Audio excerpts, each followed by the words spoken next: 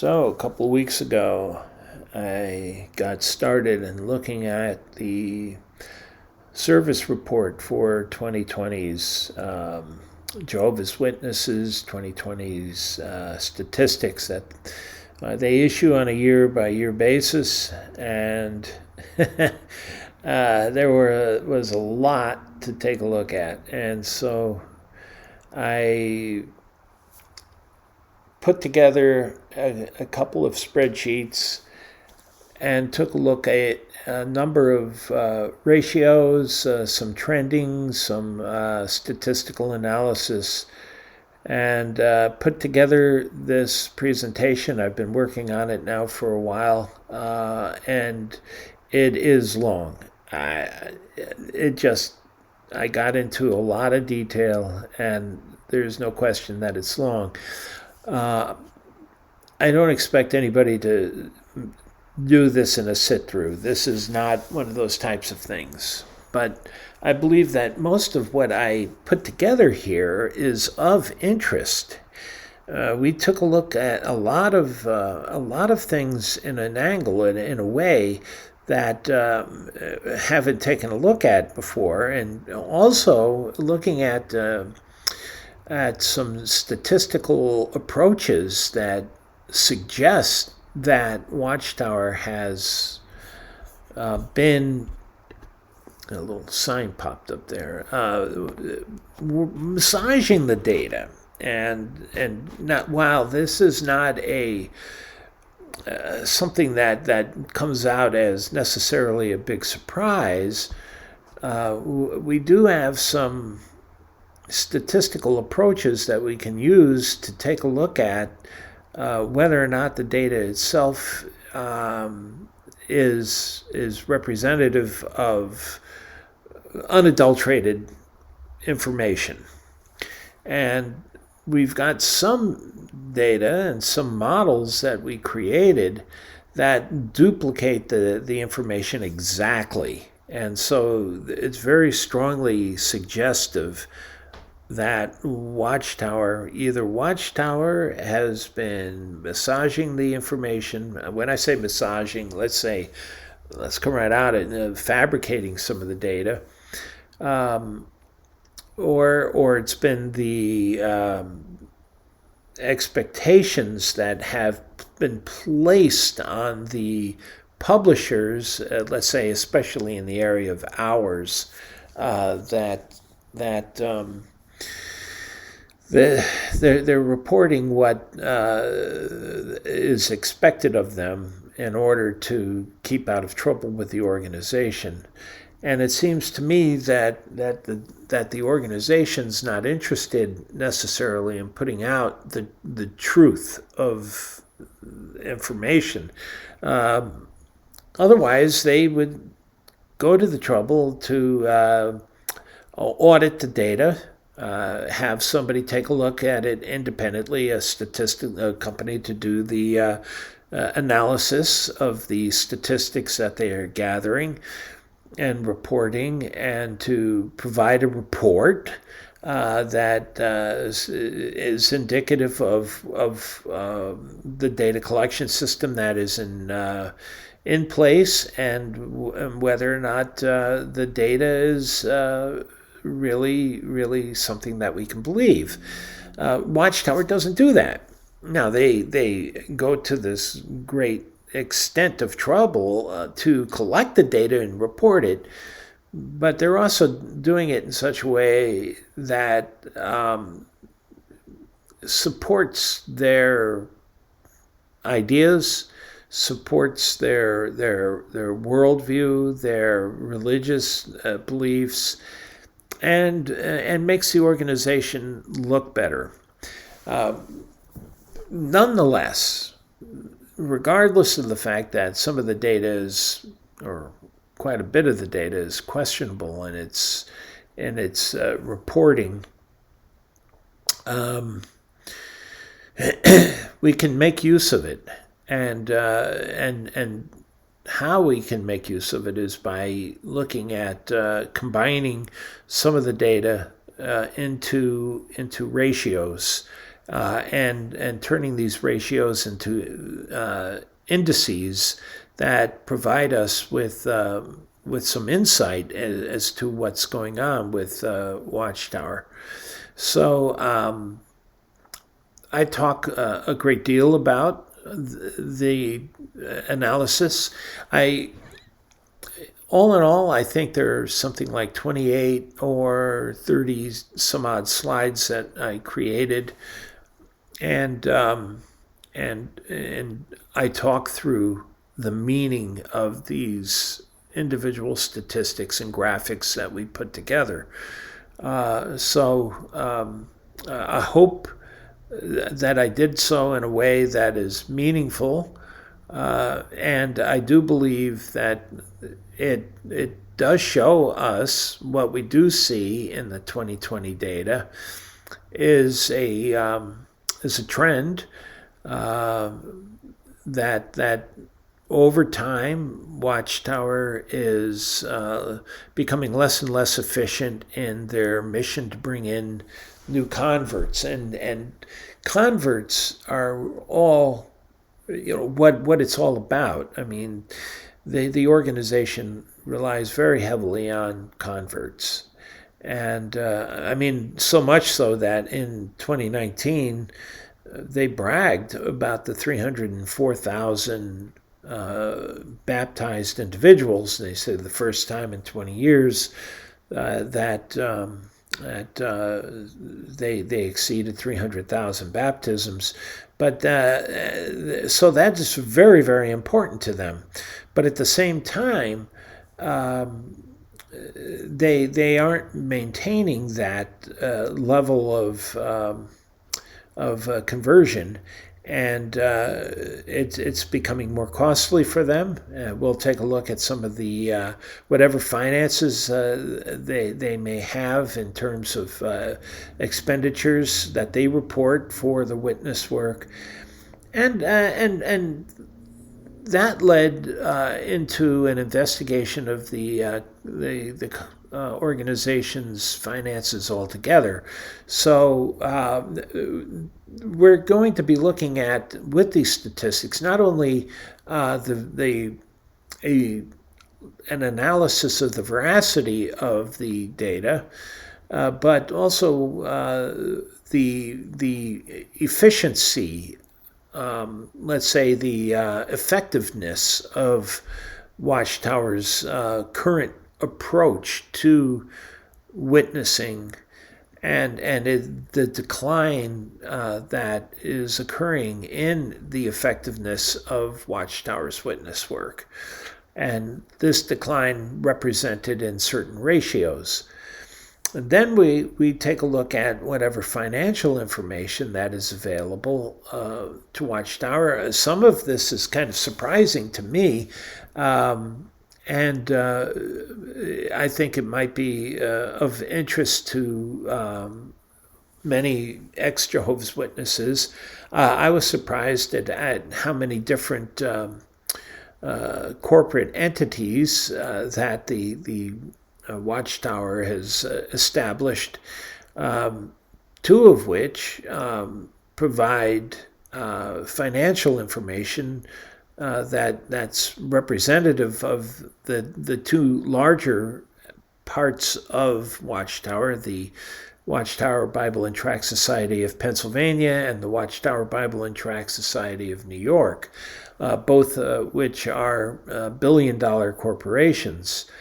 And we'll take a look at the forms where this information has been revealed and how they come about, why this information was made public, what information wasn't made public. We're going to take a look at something that surprised me a little bit, was the International Bible Student Association Properties Corporation, and how in London they are selling about 40. If these properties sell, there's something like 36 different luxury townhomes that are being sold for a total of about $41 million. And also another corporation that they have set up called Kingdom Support Services, and there is some revenue information that's provided there. Also, some property information from the local region, from the lower Hudson Valley, and in one particular instance where they bought an apartment complex to house the workers during the construction period of the headquarters, and how they made a substantial profit on that property when they sold it 4 years after they purchased it.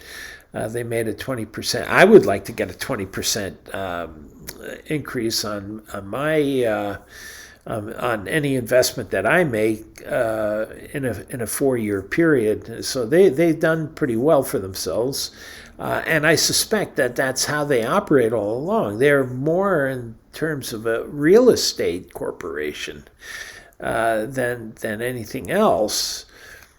But at the same time, I do believe that they are in a precarious situation because without keeping a steady supply of new Jehovah's Witnesses coming into the organization on a yearly basis, I don't think that they're in a position where they can sustain their level of existence and work. It's just very fortunate for them that they are a tax-exempt organization, and that they don't have to pay taxes. But I'm surprised at some things like Kingdom Support Services that they're not paying taxes, because I don't know how a construction equipment company is at the same time religious. And when you take a look at their website, I took a screenshot of the website. You'll see what I'm talking about. It looks like an advertisement from Caterpillar or some major construction company that is selling equipment. It looks more like a John Deere brochure than anything that you would expect to come out of a religious organization. So anyway, I think you'll find these things interesting, and I point you into a direction where you can look up this information and find certain information about properties that they own. Many of which I didn't know that they owned, and so I hope this has been. I hope you find this interesting. It is long. It is very long. It's the longest thing I ever posted, and I don't expect anybody to watch it through and in its entirety. But there may be segments that you might find interesting. So peruse and choose. there's a little slogan for you: peruse and choose. And who knows? Maybe you'll come back and take a look at things later on. But it was something that I had to get done, and something I just wanted to put together, and there were just so many things that were relevant, and that so many things that you could talk about on this that I just wanted to put it all out there. And so yes, maybe it's way too much. Maybe I should have made 5 or 6 different videos, sub videos. I don't know. But it's there, and with that, I'm just going to leave this introduction because it's already 14 minutes, and let you peruse the peruse the information. I don't think that I'll ever do anything like this again in the future. I don't know what the worth is to it, except if certain trending continues in the future, it may be interesting to follow certain things. So, with that, I hope you find this information useful and beneficial to you. So I wish you well, and I hope you find this an interesting dissertation, I guess. All right. So take care, everybody. Now, in all, as we go through the service report data, the annual service report data from 1962 to 2020, we're going to be doing a lot of taking a look at a lot of things. We're going to be going through 59 years worth of data, both the totals data and the last 2 years, 2019 and 2020, of the service report data globally for the 240 some odd regions that Watchtower collects data from. And we're going to be using a couple of very fundamental statistical methods that help us understand the data better and what that data means. We're going to be looking at scatter plots, time series. We're going to be looking at best fit, or what we call least fit squares, through the data. As models, we're going to create some models in some cases. Correlations, which test the strength of the data to our model. Residuals, which gives us information about the relevancy of the data, whether or not the data is been manipulated. It can help us understand whether or not Watchtower has massaged the data in its favor. We're going to be looking at a lot of ratios. Now, the only ratio that Watchtower really provides is the number of publishers to the count of the population in a nation. That's not a very useful data point, but it actually is the inverse of the percentage of Jehovah's Witnesses within each nation. And trust me, there aren't many Jehovah's Witnesses, even at their best and their most populous presence with respect to the population. The best that we see are 2% of the population are Jehovah's Witnesses. That means 98% of the nations with the most relative, or the highest relative number of Jehovah's Witnesses to the population is no better than 2% or 98% are not Jehovah's Witnesses. That doesn't say much about the effectiveness of their witness work. We're going to be looking at a lot of different ratios, and in particular ratios that implicate growth. For example, baptisms per hour preached. This gives us insight into the effectiveness of the witness work. And like I said, certain models that I created, especially a financial model on what Watchtower indicates that they expend towards the witness work, and looking at that in relationship to the baptisms. It's all about baptisms and the growth of the organization.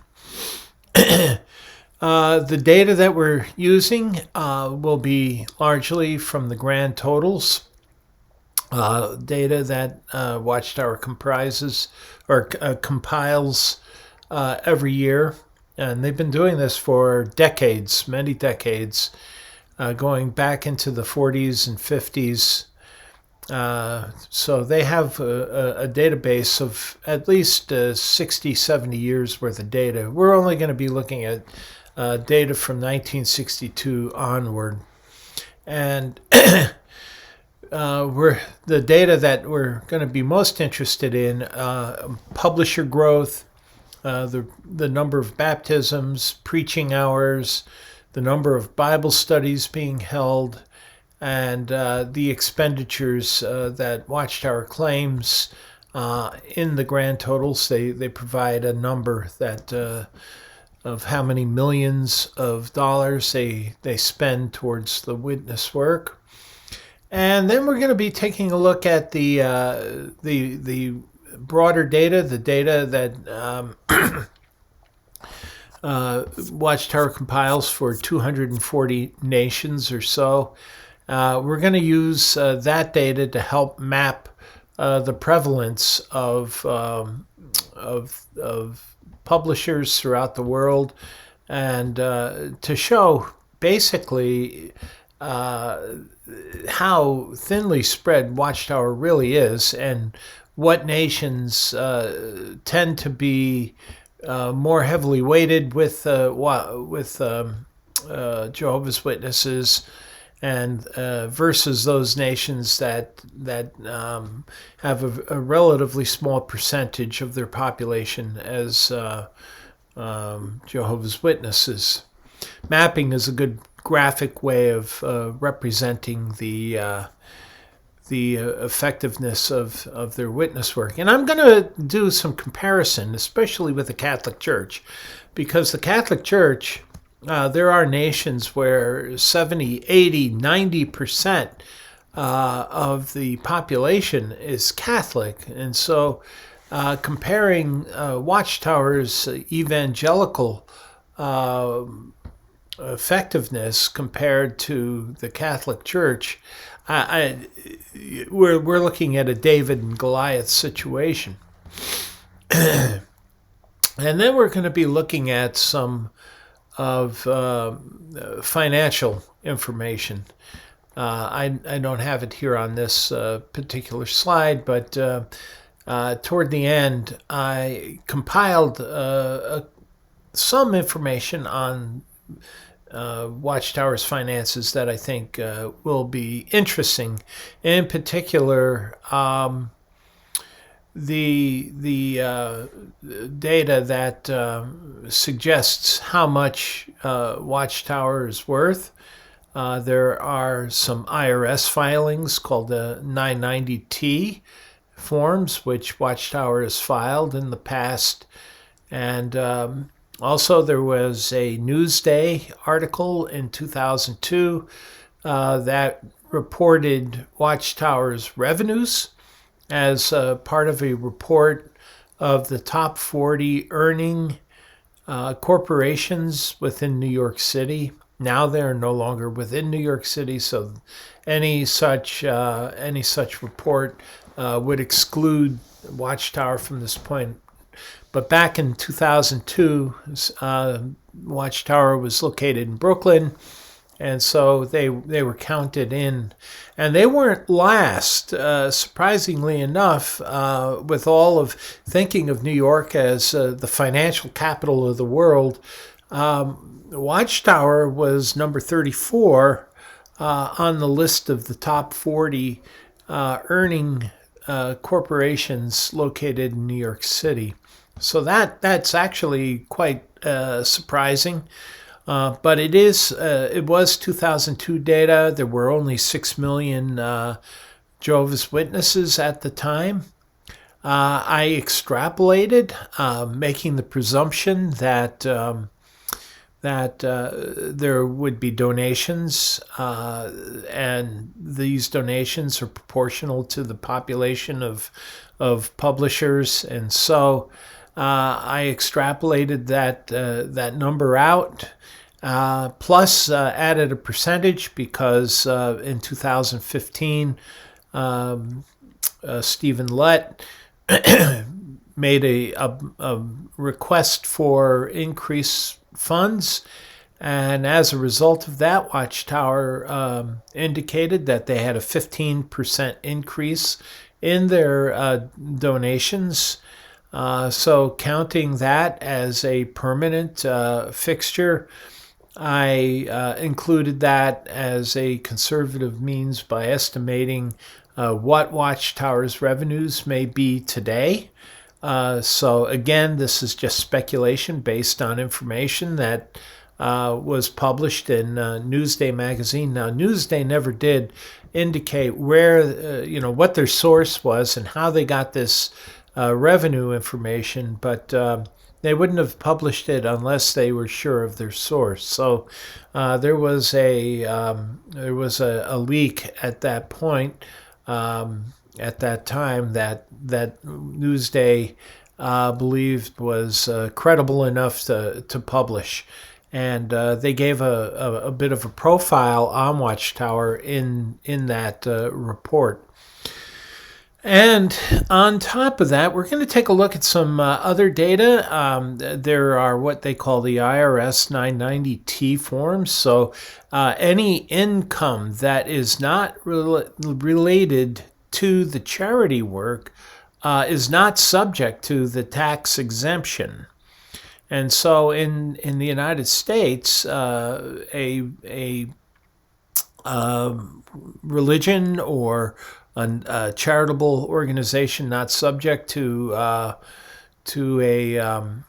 tax, what they call tax, they gain the tax exemption. They have to file this 990 report, and they have to give certain information, including an estimate of all their assets.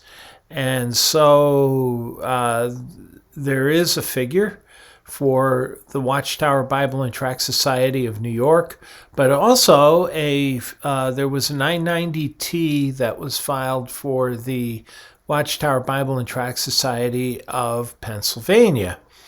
And that wasn't an insignificant amount, although it wasn't as large as the Bible and Tract Society of New York. Together, the two indicated that Watchtower's assets were greater than $2 billion. Now, that doesn't necessarily clear things up too much as to whether or not that $2 billion is their assets in the United States, or if those are the assets of the corporation on a global scale. I suspect it's in the U.S. So we're going to take a look at some of that information, plus other information that I found regarding some properties that they're selling, the IBSA properties, which kind of struck me. It looks like they're trying to sell about $41 million worth of properties in North London.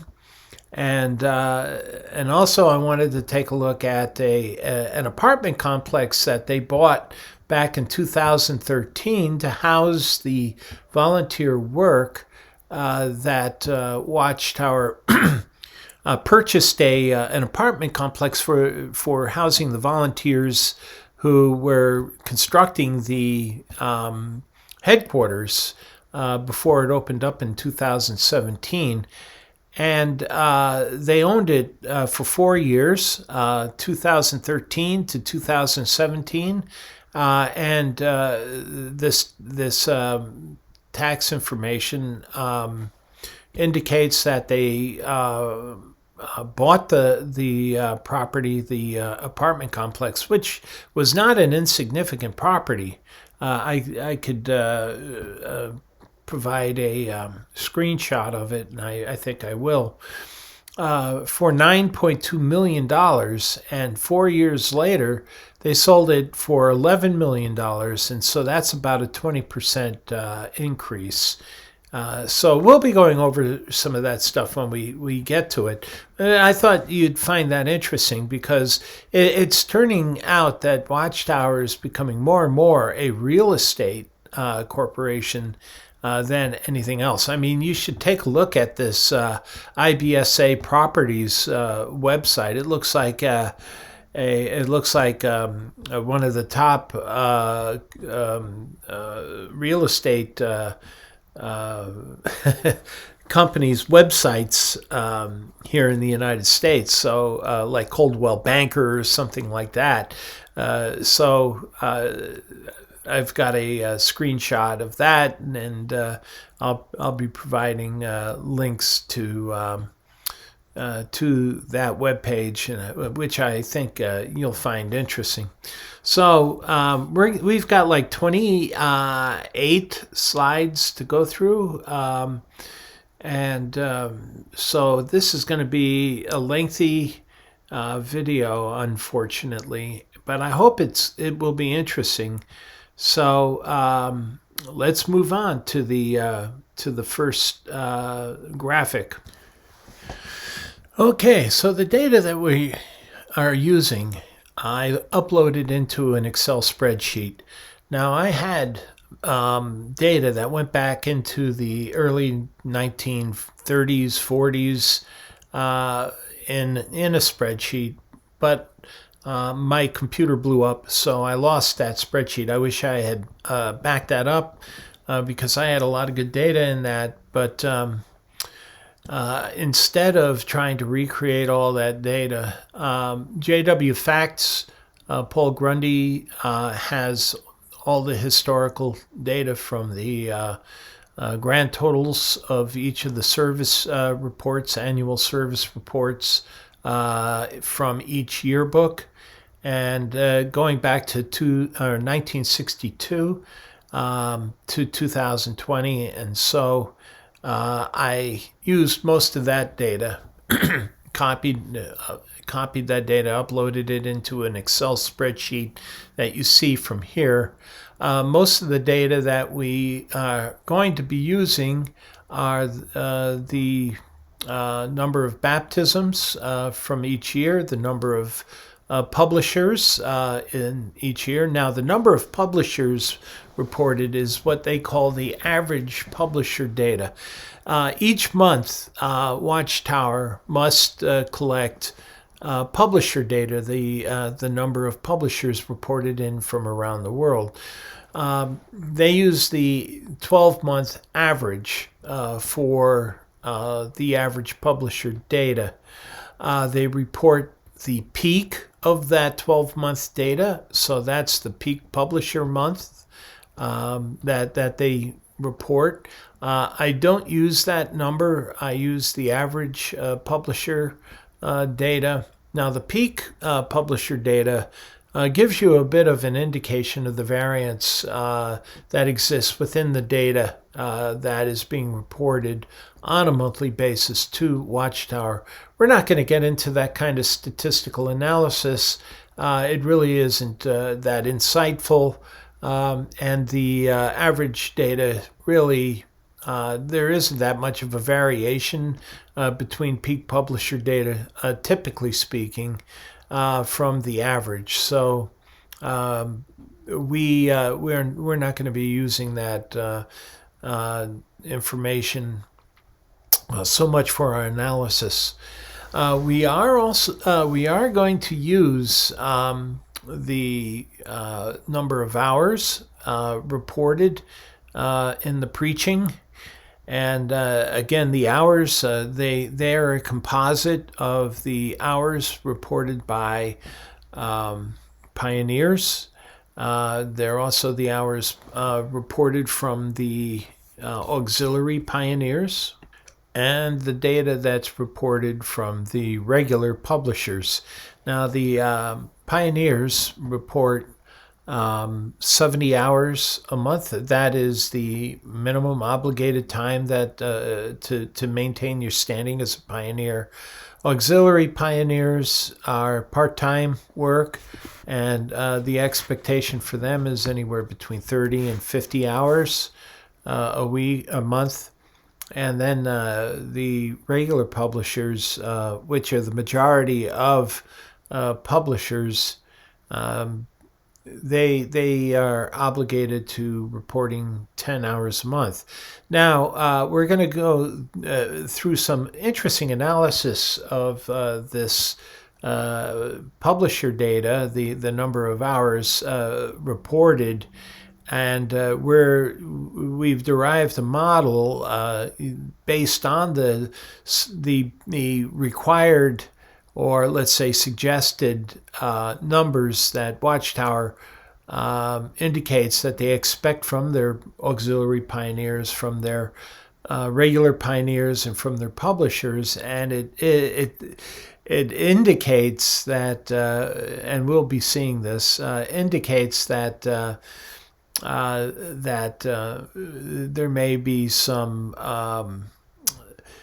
well, let's say fabricating of the data to some certain extent, or maybe to a great extent. None of this data has been audited, and we've got to keep in mind that this data, Watchtower wouldn't publish anything unless it thought that it could reflect favorably on them. They wouldn't be publishing this information unless it reflected and it put Watchtower in the best light. And so we don't necessarily know whether or not this data is truly objective data, and that it is a true reflection of the actual activities that are going on. And the only problem is that we don't have any other data that we have to go with. This data is not audited by a third party, an independent third party, for its veracity. So we do the best we can. We do some analysis that suggests that this data has been massaged to some extent, but nonetheless we still find it useful because I don't think Watchtower necessarily expected that we would be using certain ratios. Now, to some extent, the ratios, let's say, diminish the effects that there may be in the data when it's been manipulated by Watchtower. So, or by the publishers. For example, publisher may want to remain in good standing, and if he's only turned in 5 hours a month, he may put in the 10 hours to keep the elders off his back. So but we can nonetheless find some useful information by using certain ratios. Ratios are basically rates. I mean, when we look at velocity, for example, and we're going 60 miles in an hour, we're relating two parameters, distance with time, and these are relevant because we want to know how much distance we cover in amount of time. Basically, a velocity is a ratio, and so that's what we're going to be doing with a number of these data points, these statistics that are being collected, such as the number of baptisms and the rate at which the baptisms occur, and how many hours are going into the witness work. It tends to negate, let's say, the artifact, or the fact that people may be massaging the data to some extent, or fabricating the data to some extent. We still can find some useful indicators or indices by taking these ratios.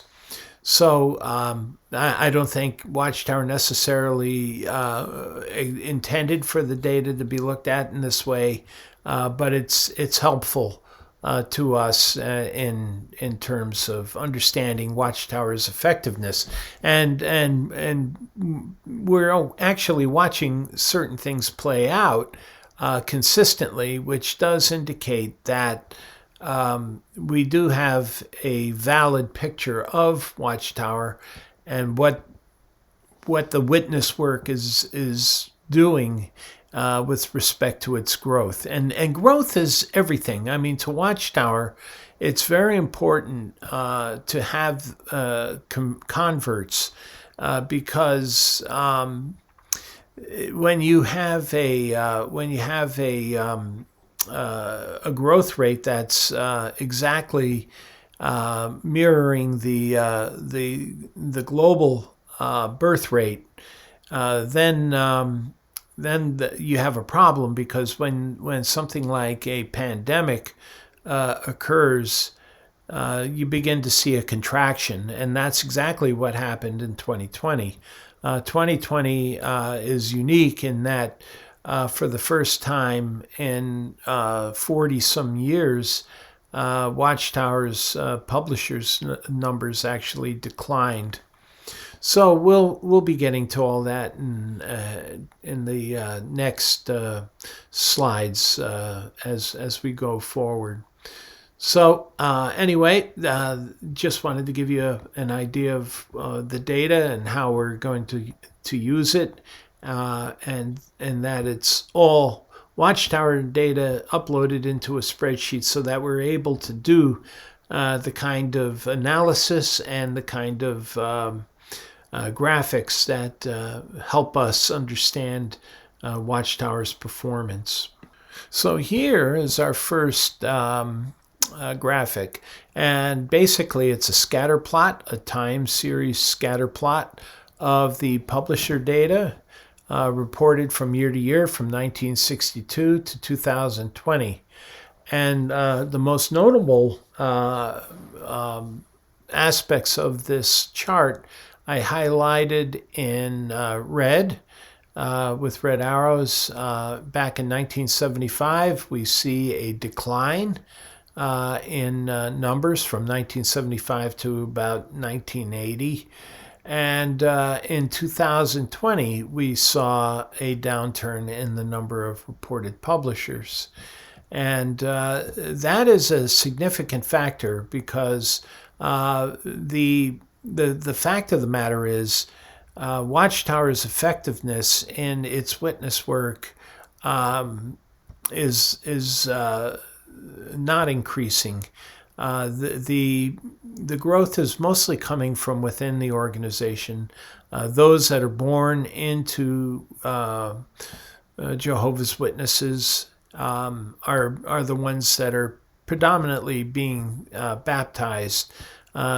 Even though we don't have a breakout of the number of baptized that were born in Jehovah's Witnesses versus those converted, we have this indirect indication by the fact that the growth rate of Watchtower is relatively small. And when something like the pandemic comes around, it will reflect heavily on the growth of the publishers. In fact, in 2020, we saw a decline of 47,000 publishers from the previous year, in 2019.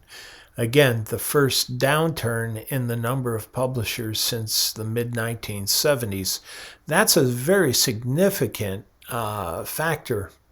So it goes to show you that Watchtower's growth is rather tenuous at best.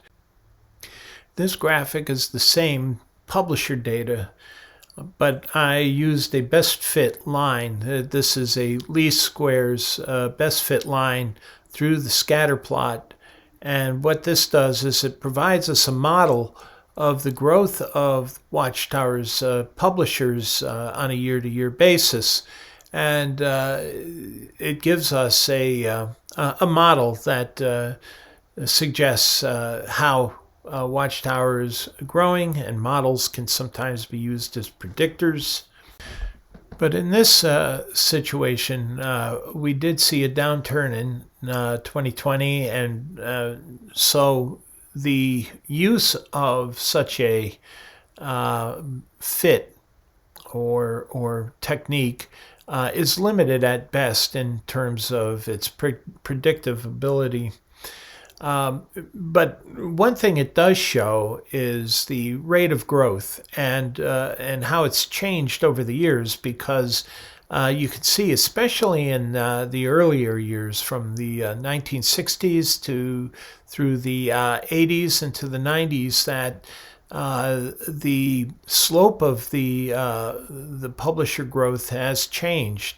The slope is not as steep in later years. It fits very closely to the least squares line, or our best fit line.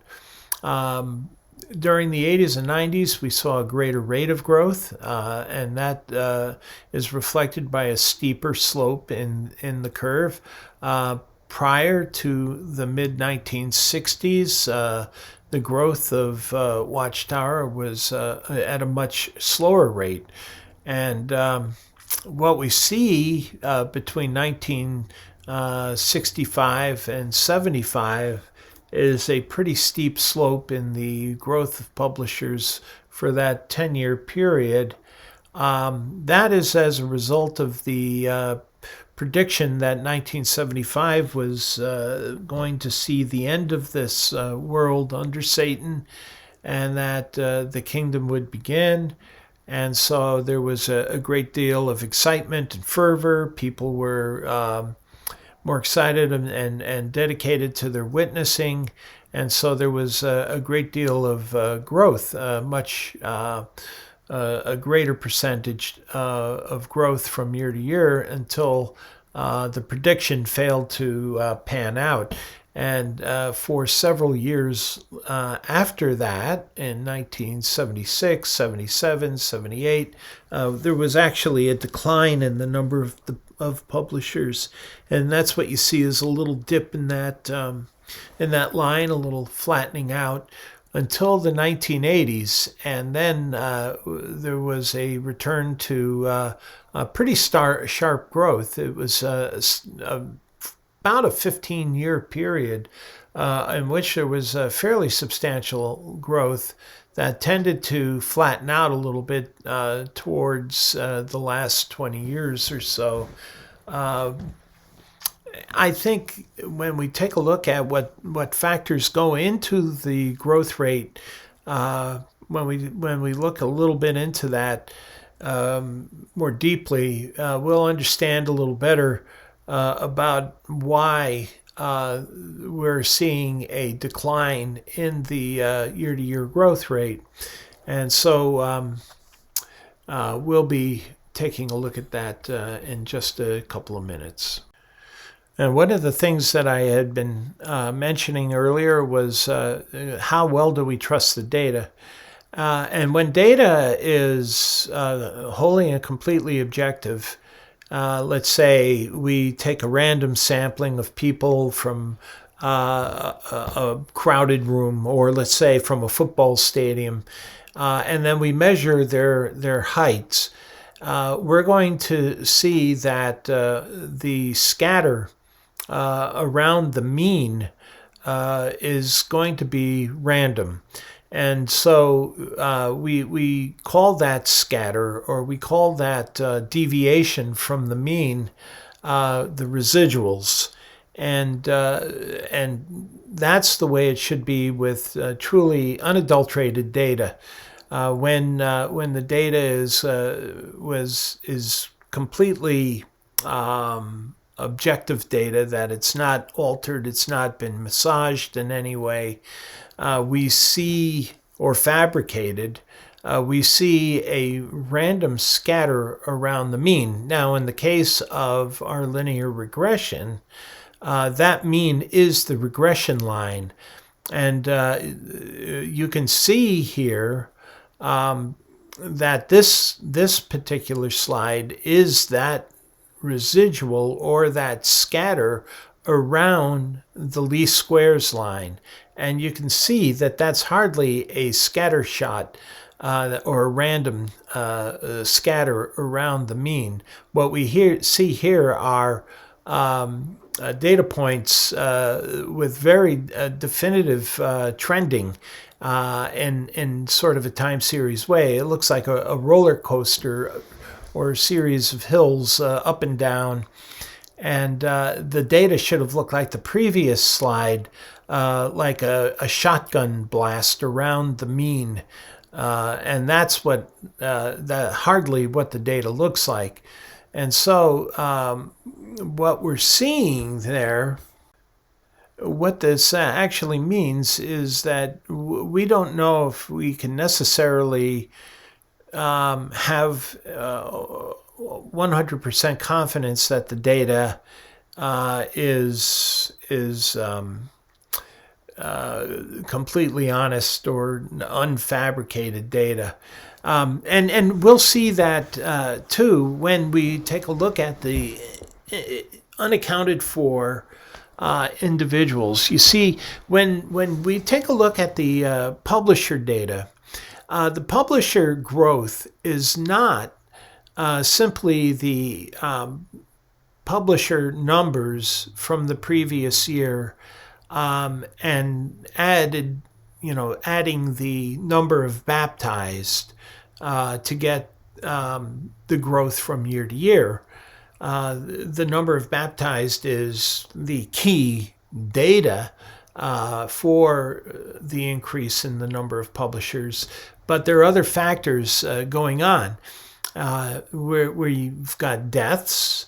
There's a mortality rate, so the growth is going to be impacted by the deaths. There are going to be those that are disfellowshipped. Watchtower published once that the number of disfellowshipped individuals, members or publishers, stands at around 1% or so. And that's for various reasons. People are imperfect. They don't meet the stringent standards of Watchtower. Maybe they got caught smoking, or maybe someone celebrated Christmas and somebody snitched on them. And so these are disfellowshipped. Maybe they had an affair or some other reason not unrelated to their beliefs. Many of the disfellowshipped Jehovah's Witnesses aren't disfellowshipped on the base of apostasy or belief.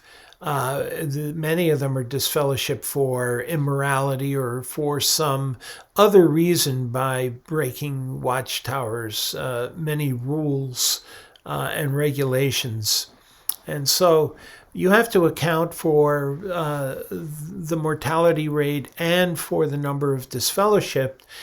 And then that would give you an expected number for the next year's report for publishers. But even then, the number of publishers is even smaller than that number. So what we see then is what we call unaccounted for. The decline in publishers, the decline in the expected growth is are these unaccounted for, and the unaccounted for missing in the publisher data would be those that have walked away from the faith. These would be those that have woken up and left, or maybe they faded, or maybe for some other reason they are not counted. Again, there is no auditing. There is no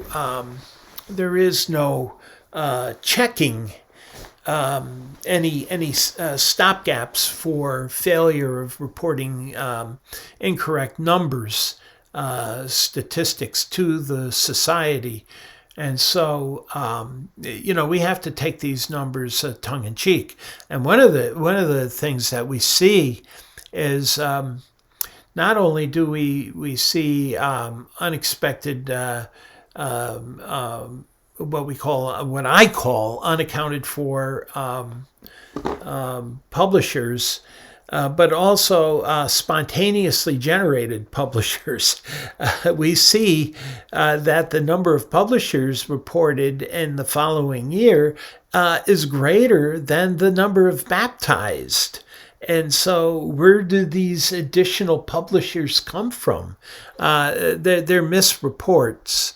And, when you're getting data from all around the world, from all these little countries all over the place, they get 240 some regions, nations and regions. Many of them are largely illiterate. They're developing nations. It's hard to put trust in the numbers that are being reported, and that's reflected in having a publisher number that's larger than the number of baptized, which really shouldn't happen, but it has in quite a few instances.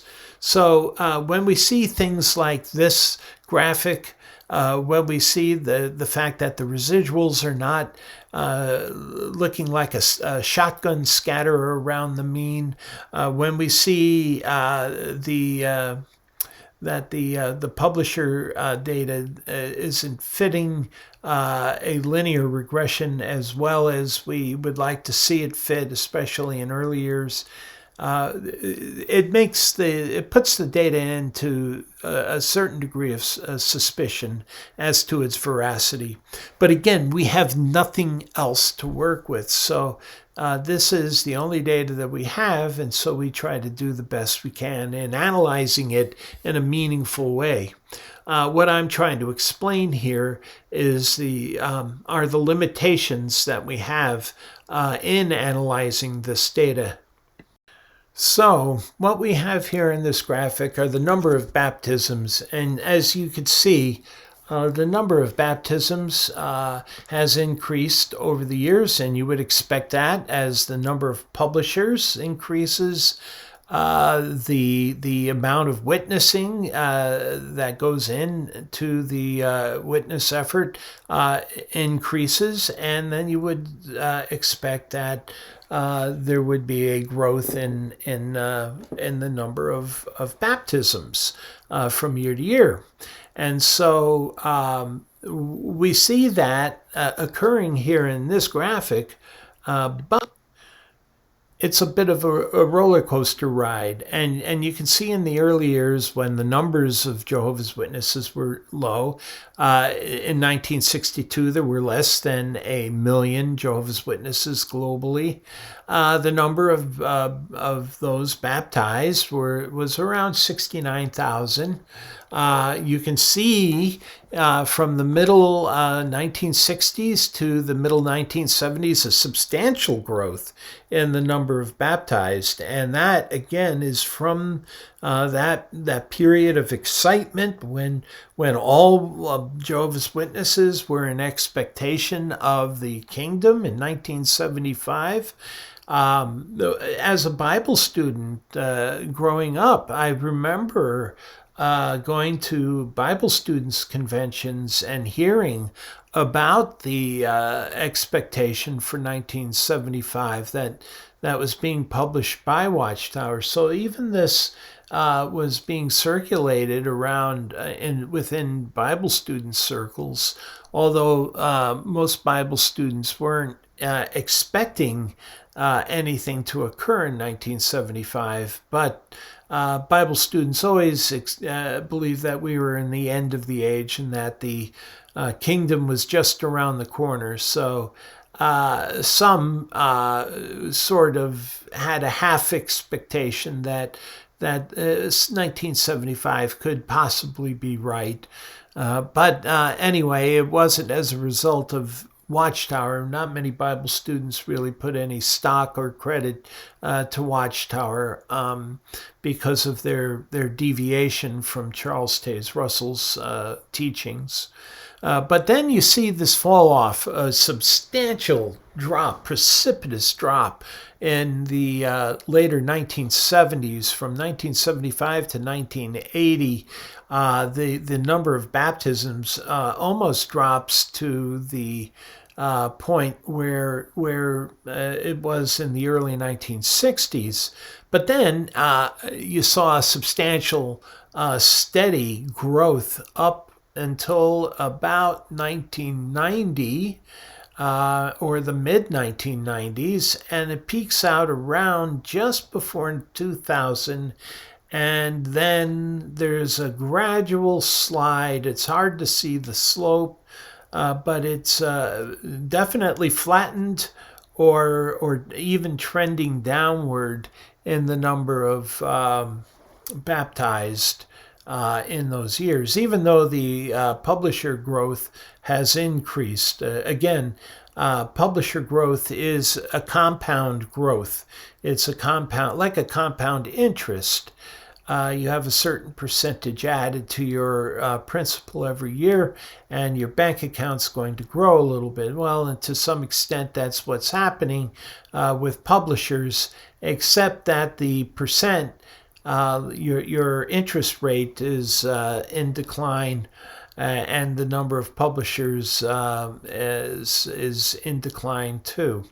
Watchtower bragged in 2019 that over 300,000, almost 304,000 individuals were baptized as publishers in 2019, and they bragged on that number. But then, boom, the COVID crisis hits. There's an impact on the number of study hours, and number of preaching hours, and the number of baptisms falls to 241,000. And that may be somewhat indicative of the number of internal baptisms, those that are born and raised and baptized as Jehovah's Witnesses versus those that come in externally from the witness effort itself. And so the greater number of those that are baptized on a year-to-year basis are coming from within, and that's not a sustainable situation if you're not able to grow externally. Watchtower cannot survive without external growth. Organic growth is all well and good, but you're not going to have everybody born into the witnesses become a witness and remain a witness. And you need to have people from the outside coming in. And this is what you've seen with the Bible students. The Bible students were never they placed a great deal of importance to witnessing, but their expectations were never to grow the organization like Watchtower's was.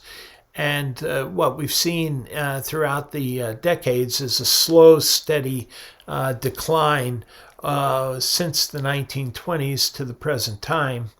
And so we've seen the decline from about 56 or 60,000 Bible students in the 1930s to about a few thousand Bible students worldwide today.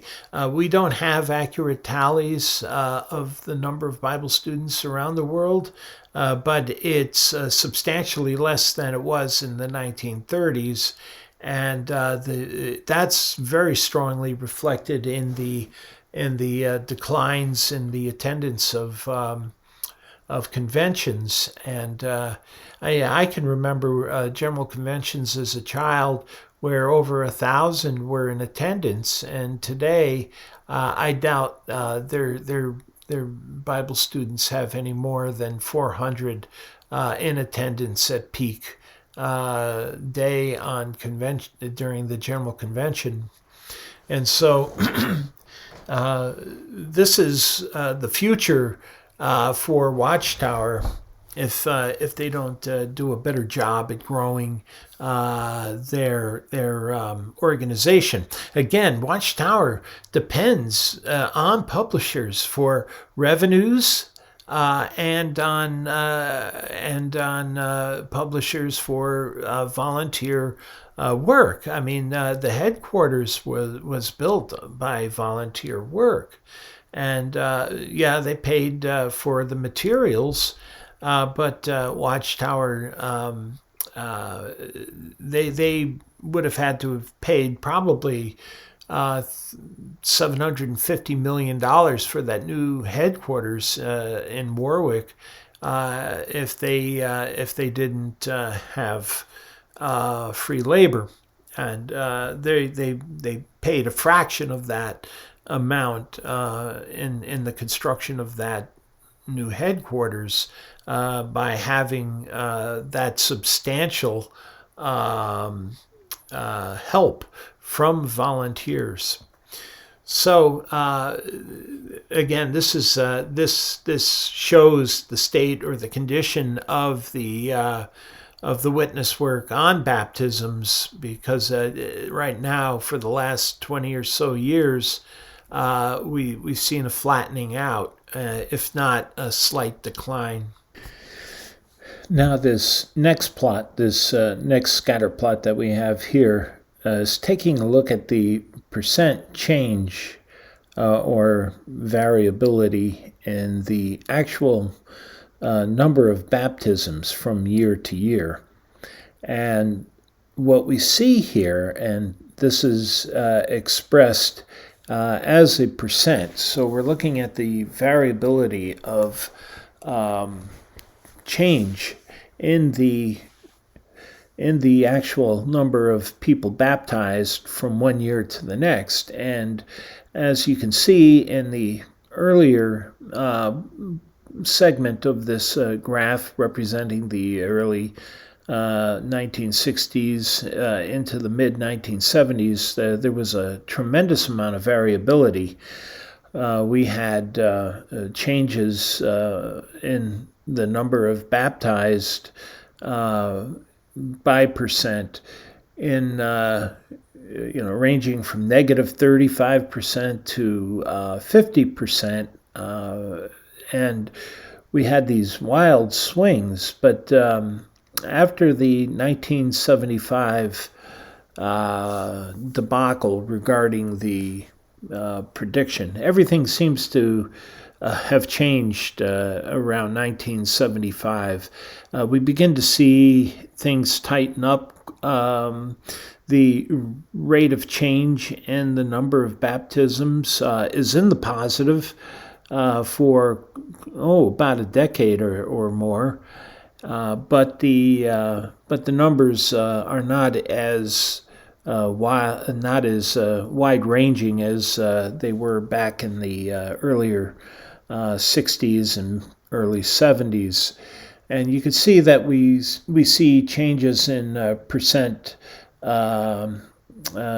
difference in baptisms in the area of 7 to 10%, even towards the 2000s and the last 2 decades or so. We see it tighten up even more, and it's more scattered around the mean. What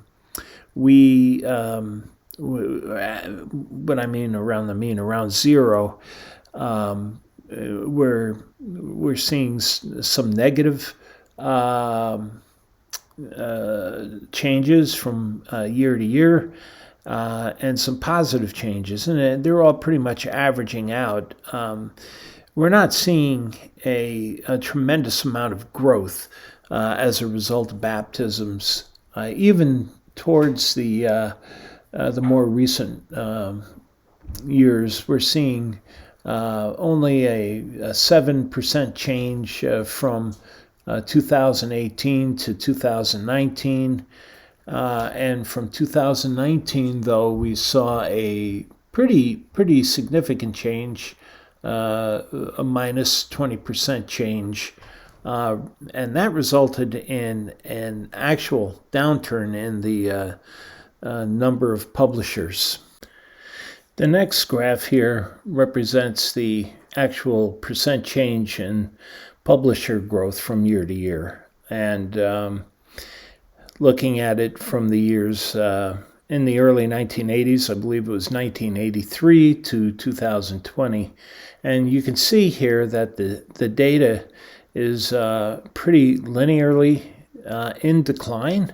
We saw growth rates of about 6%, almost 7%, if you round it off, in the early to mid 1980s, but there was a general gradual trend over the period to the point where the actual percent change in growth is about 1.3, 1.4%. In fact, in the last 6 reporting years, Watchtower's publisher growth rate has been below 2%. Now, that is roughly approximate to the global population growth rate, and that means that Watchtower is not growing through conversions so much. They're not bringing in much in the way of public and converting them into Jehovah's Witnesses. They're witnessing efforts as much as they focus on honing the skills of witnesses to bring in people from the outside. Most of the growth of Jehovah's Witnesses is coming from internal growth from children, people born in Jehovah's Witnesses and becoming baptized, many of them now at an early age and at an age where they're really not old enough to make a decision about baptism, but they're being pressured into making these baptisms as children, and then using pressure techniques such as disfellowshipping and shunning to keep them in the organization. This is typical of a cult like Watchtower, trapping their membership and laying shame on them, a shame culture, and a culture in which they hold families hostage. Otherwise, you lose your family if you don't want to remain a Jehovah's Witness. So this is a form of pressure to keep people in once they've made a commitment through baptism. One thing I do want to point out is looking at the period between the 1980s and the present time, you could see a pretty steep slope. It's been a pretty steep decline in the percent growth rate. When you're talking about going from 6 to 7% annual growth to just above the world population growth rate, that's a significant decline, and that occurred over a period of about 30 years. And this is not a sustainable trend. This is not something that Watchtower can continue. Again, their membership is critical in the way the culture of Watchtower and the way that they operate. Their source of revenue comes in from their membership, as well as the labor force, because as we'll see later and talk about later, Watchtower is really moving into the real estate business. They're consolidating a lot of properties. They're selling a lot of their properties, developing properties, and that's something that I was a little surprised about. But we'll take a look at that, and we'll see what the future holds for them. But they're getting a free labor force, and when you're talking about construction projects, skilled labor is what you pay for the most. Materials going into the construction are not the major cost of constructing. It's the time and the labor that costs the most when you talk about the construction costs: time, materials, and labor. But of the three, time and labor are the weighted more heavily on the financial end. So Watchtower is getting quite a break when they are developing properties with volunteer labor. Now we're going to take a look at combining a couple of the measures, statistical measures that Watchtower collects and reports on an annual basis into an indices that has a meaning to us, and that is using the number of baptisms as a rate. Basically, the number of baptisms per publisher. And you would tend to think that as the number of publishers increases, that there should be a proportional or corresponding increase in the number of baptisms. But when you take a look at the trend in this chart, you can see that there's a definite downward trend. Of course, 1975 is somewhat skewed. It's a little bit off the norm. But when you look at the overall period between 1962 and 2020, we're seeing a pretty steady decline in the number of baptisms per publisher. And it should be at best flat, or not at best, but at the minimum flat. At best, it should be a positive growth rate. We should be seeing this moving up. And we're not seeing that. We're seeing a decline.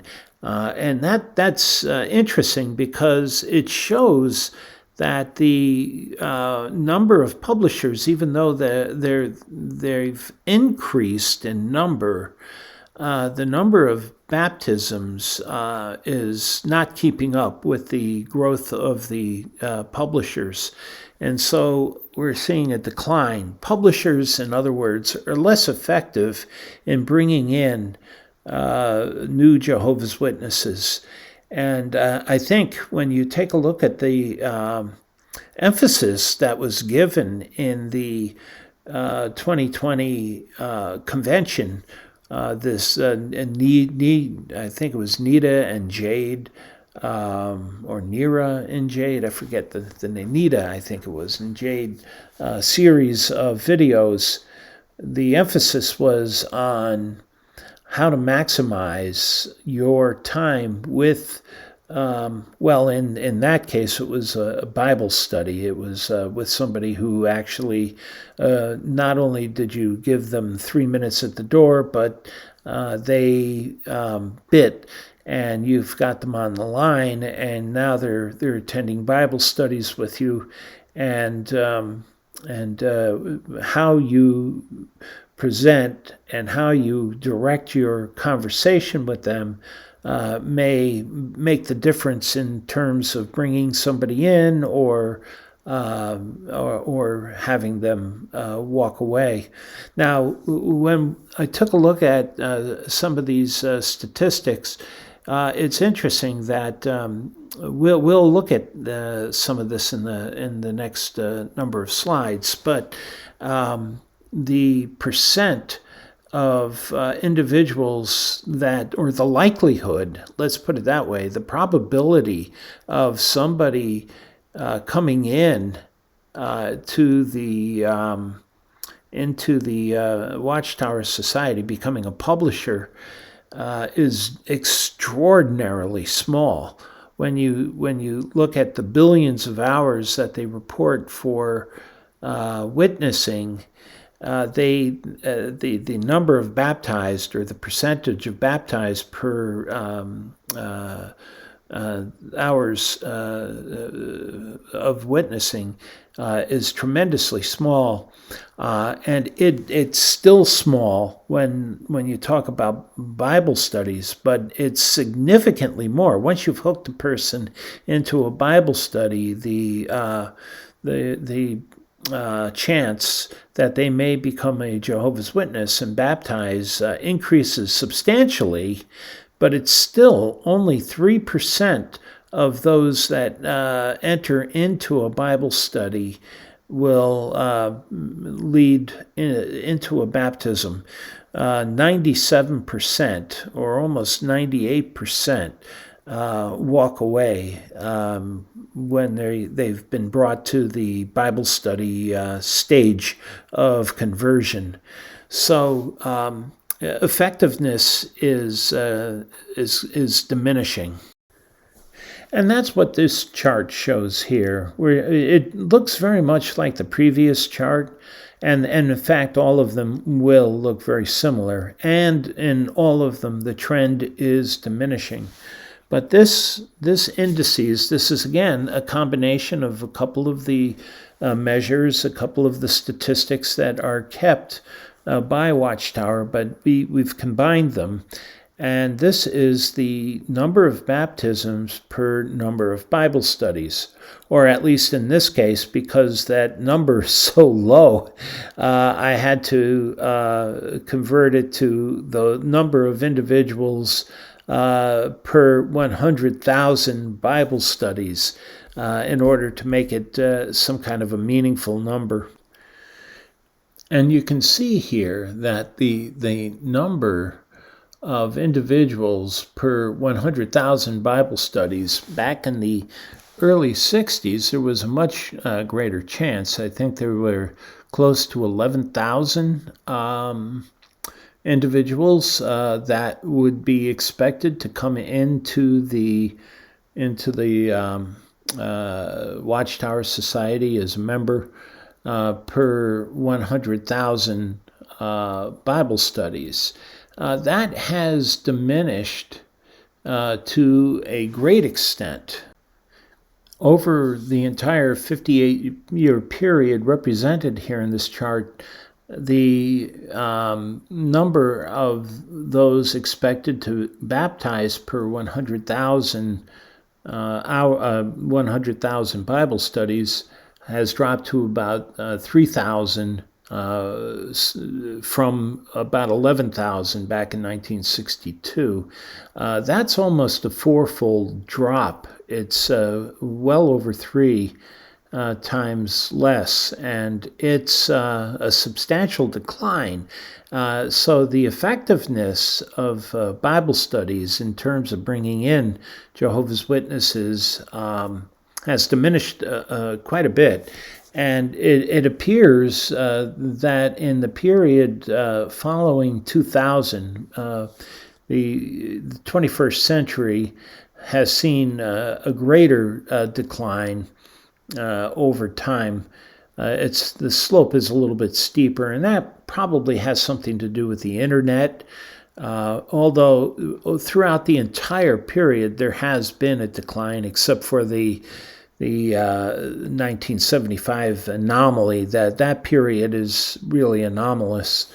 I did want to put I made a note here on this chart that once a person enters into a Bible study, they're about 152 times more likely to go to baptism than a person who's been preached to on a doorstep. I think there's only about a 0.202%, 0.02% chance that when you ring a doorbell as a Jehovah's Witness, that person if they listen to you, will end up in a baptism, and that is hugely small. That's well over 99.9% below 99.9% chance that they will not become a Jehovah's Witness. But once they've entered into a Bible study, there's about a 3.5% chance that they will become baptized.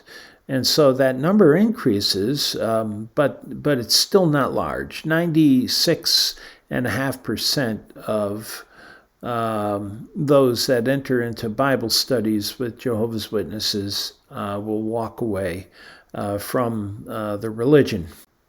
I doubt that we're going to see an uptick in that rate, given the emphasis in 2020 during the convention on how to become a more effective Bible study leader. I doubt very seriously that that's going to make much of a change. And this next and last chart on this baptized per publishers, Bible studies, hours ratio is the number of baptized per hours. And again, this is almost a mirror reflection of the previous two charts with the same anomaly that we see for 1975. But this has to do with hours, and there are billions of hours reported. Now, we'll be looking at the number of hours reported, but you can see here that the chance per 100,000 hours, the chance is that only 14 individuals will become baptized per 100,000 hours of witnessing, and that's a very, very small ratio. So, all in all, what we see here with combining a couple of these indices, a couple of these statistics, we see some really meaningful data.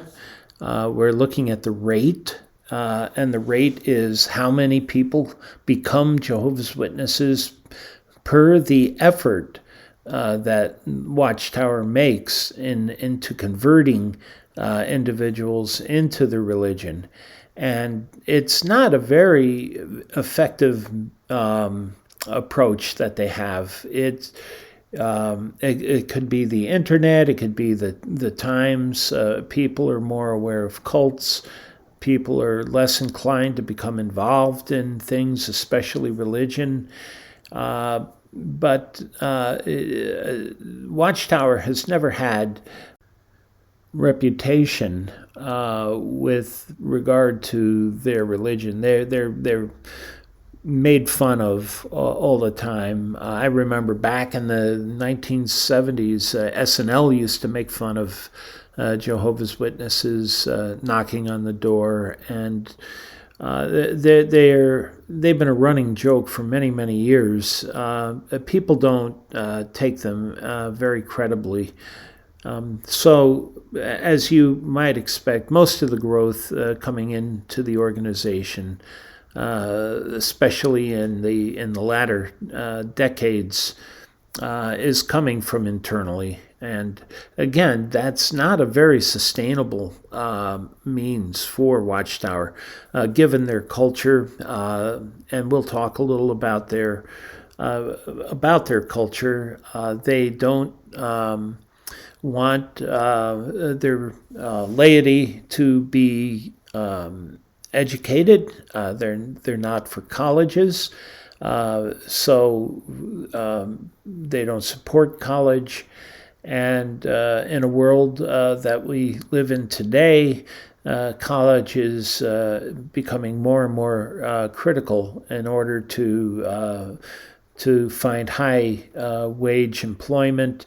And that means this policy that they have will lead to members that are less educated, earning less money, and we'll see that in the Pew statistics that the wage earning is about as low amongst American religions as there can be.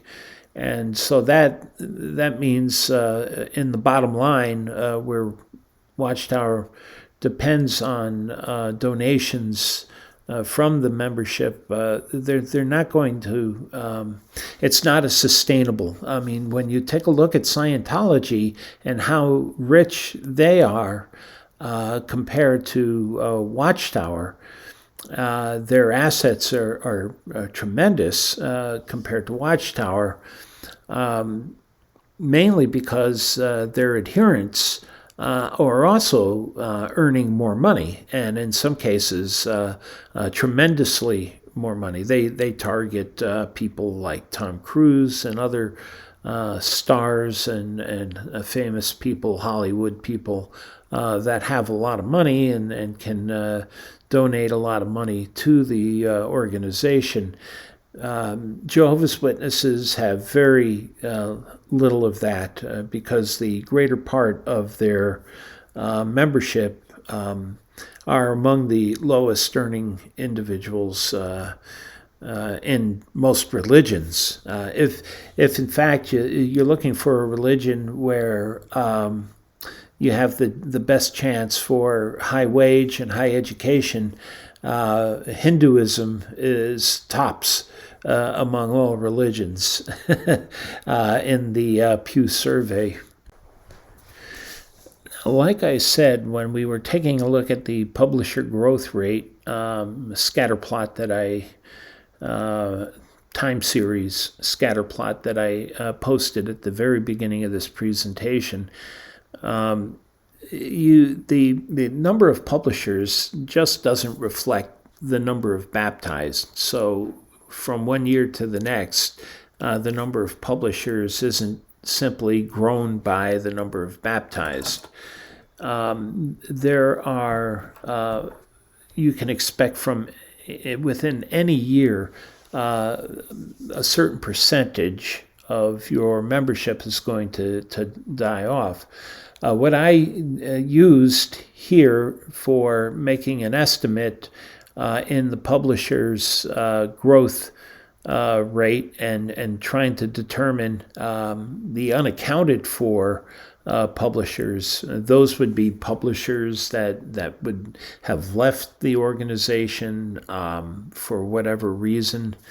You have to take into account the mortality rate, the number who had passed away. And that mortality rate I used is the U.S. mortality rate. Now, the thing about mortality rates is that they change from year to year. They're not always the same. Back in the early 1960s, the mortality rate in the United States was higher than it is today. Today, it's something like 830 individuals per 100,000 people. And so that's what they call the crude mortality rate. Back in the early 1960s, it would be in the 900s. So over time, it's actually decreased. The crude mortality rate is decreased. And then country by country, the mortality rate is different. Some undeveloped nations, the mortality rate's higher than in others. But I use the presumption that most of the membership belongs to or lives within developed, mostly within developed nations where the crude mortality rate won't be as high as in the undeveloped world. So I used, just for simplicity's sake, the U.S., the current U.S. Crude mortality rate, which I believe was 830 per 100,000 people. And this graph here shows that mortality rate applied against the number of publishers each year. And so I deduct from the number of baptized this number to help get a projected number or a projected value for the number of publishers given the baptized rate or the number of baptisms as presented in the statistics on a yearly basis. This next graphic is an accounting for the number of disfellowshipped. I did it through the period of 1962 to the present time, 2020. Used Watchtower's figure that they estimate about 1% of individuals, Jehovah's Witnesses, are disfellowshipped each year. These aren't individuals who are walking away from the religion. These are individuals disfellowshipped for whatever reason. Some immorality. They got caught smoking. They celebrated Christmas and somebody found out.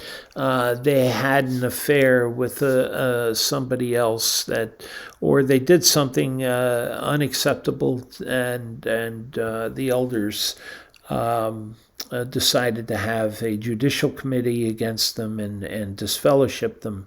These aren't people that are necessarily non-believers, so a certain number of them are going to become reinstated, but they don't get counted in the rolls at the time they are disfellowshipped. So I remove them from the baptized, the number of baptized, also, and coming up with a projected value for publishers.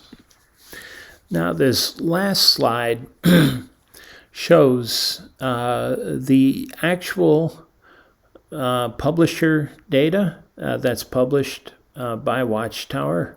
That is the blue time series, series number 1. And those are the blue dots that you see. The last dot being 8,400,000, and I think that's 24,000, or 8,424,000. The gray line would be the projected amount of publishers if you didn't have those that were unaccounted for. Actually, what we see here is the difference between the number of baptized, the number who I estimated would pass away, and the number of disfellowshipped, removed from the number of baptisms, and that's the gray value, the gray line there. And you would see here that if that were the case and nobody was leaving Watchtower, that would be how many publishers we could expect today, somewhere around 1 million more than what is published by Watchtower in their service report. And you can see there's always a difference. And that difference, that is the unaccounted for. And they are those individuals that walk away from the religion. Many have become awake. Some have faded. Some may be believers. Most probably aren't. I think that the widening of the gap between the gray and the blue that you see beginning around the late 1990s, early 2000s, has a lot to do with the advent of the internet and the advent of activism and the work towards enlightening people about the abuses of Watchtower, and you can see that it's spreading. That gap is ever increasing. Especially in the last year, we saw a downturn in the number of publishers in 2020, again for the first time in many years, and so it really appears that the impact that activism has had on the growth of Watchtower is real, and it's significant. Now, that other line, the orange line, with the really big number, 11 million, would be if just taking the baptisms alone. That's not really a realistic scenario, but I just wanted to put it there to show you what it would be if no one left and no one died over that period. The number of Jehovah's Witnesses from the mid-1970s to the present would have grown to an organization somewhere close to 12 million publishers. So that's a 4 million individual difference from the actual number. And it's certainly not a realistic number. But that shows you how what the impact has on the growth of Watchtower. These different, especially these three variables: the mortality rate, the disfellowshipping, and those that become non-members. They're just walking away. I call them unaccounted for, or walkaways, or enlightened, or awake individuals, or faded. Many of them could be faded. So I thought this was an interesting comparison, and to give you an idea of really what the impact of these factors altogether, what they mean in terms of Watchtower's growth and its ability to sustain itself as an organization. So in this graphic, we have the percent change in the unaccounted for publishers. And what I mean by unaccounted for, this is the difference between the recorded number of publishers, the official recorded number of publishers, and the number of publishers from a previous year,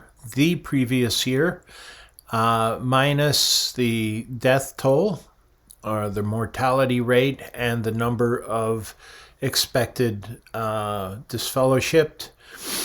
And usually this number has a tendency to be a positive number, and in the tens of thousands, it's typically a pretty significant number. Here I'm only showing the relative percent change in that number from year to year, and you can see that it's over the last 30 years, or since the mid-1980s, the number has been going up. And you can see here that I put a little regression line through the data from about 1980 to 2020. That number has risen over that period of time. And it's probably due to a couple of factors. Again, as we mentioned previously, the internet. People are checking the internet. It's more available and increasingly available to people globally. So when they're preached to by witnesses, they get a chance to check out online who these individuals are. And you can also see that activism may play a role also with respect to the number increasing here, this relative percent increasing. Activism has really taken off over the last 20 years against Watchtower and its abuses, especially in the area of shunning and child baptism, how they're handling child sex abuse cases. Watchtower as an organization is recalcitrant to cooperating with governments. They don't believe in the legitimacy of governments.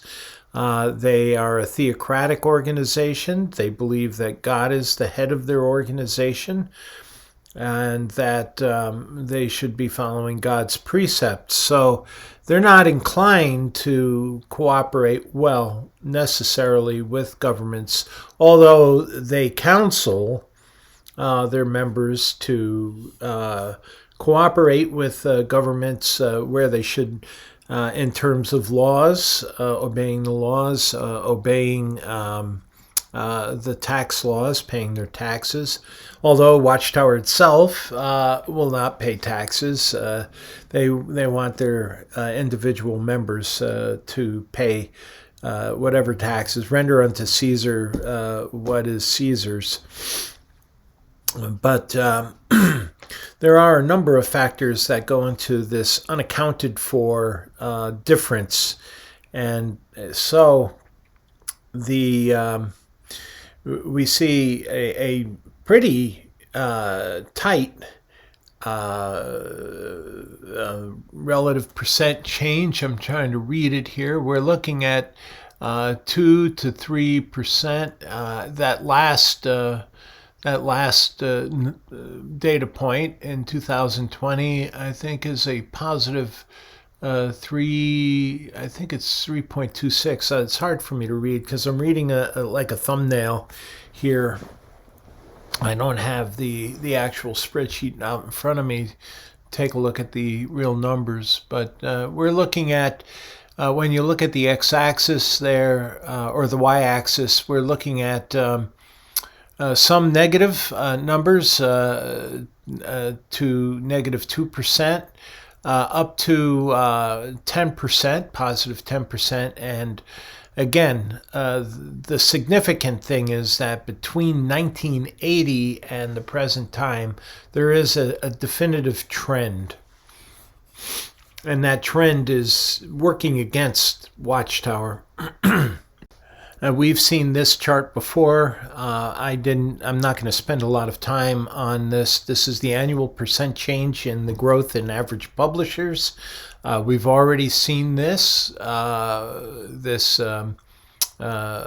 image. And what I wanted to point out here is that I put a little inset table in the background of this chart. And as I pointed out before in the previous slide, the numbers that we see for the last 4 or 5 years are less than 2% growth. And you could see here that the growth of the world's population from 2017 to 2020 is in the 1.1 region to 1.08 in 2020. And so that compares very closely to the growth rate of the number of publishers over the last several years. The pandemic hitting in 2020 has knocked that growth into a negative number. So we see negative 0.6%, but it's enough to result in a decline in the number of publishers by 47,000. So there were 47,000 more average publishers reported in 2019 than in 2020. Okay, so now what we have here is we're going to be taking a little closer look at the estimated number of preaching hours that Watchtower reported. If you recall, the service report, grand totals, in 2019, there was just shy of 2.1 billion hours of preaching time reported. I think it was 2.088 billion hours, whereas in 2020, the COVID year, there was 1.669 billion hours reported. So there was about a 20% decline in the number of hours reported for the by the publishers and pioneers and auxiliary pioneers in the number of hours witnessing. Now, what this table shows is the development of a model that we can create to estimate what we could expect in terms of the number of preaching hours based on the numbers of pioneers, auxiliary pioneers, and publishers. And we have all this data available to us. For example, we have the numbers of pioneers, which in 2019 was 1,277,000 pioneers. They're the full-time full-time preachers or ministers that go out and do the door-to-door as a full-time occupation. In 2020, that number went up to 1,299,000. The number of auxiliary pioneers, these are part-time witnessing or preachers or ministers, whatever you want to call them, door-to-door ministers. There were 465,000 in 2019, rounding it off. We saw a significant drop in that number in 2020 with only 300 and some odd, let's say 340,000 some auxiliary publishers. So there's a substantial drop in numbers. It's over 100,000 in the a drop by of over 100,000 in the number of auxiliary pioneers. We are also given the total number of publishers, or actually this is the 12-month average of publishers. If we deduct the number of auxiliary pioneers and full-time pioneers from the 12-month average of publishers, we get an estimate of the number of regular publishers, non-pioneer publishers, I call them here. These regular publishers are obligated to 10 hours a month of preaching time, whereas auxiliary pioneers, there's an expectation between 30 and 50 hours a month. And the full-time ministry, the pioneers, full-time pioneers, are expected to put in 70 hours a week. And I identified them here in under the numbers of publishers, and so I called them Pioneer 70.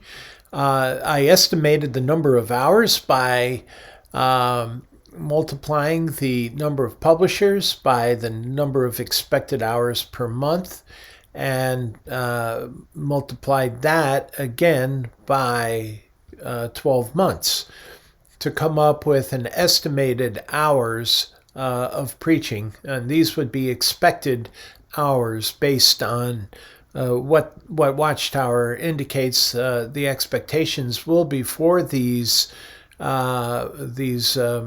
ministers.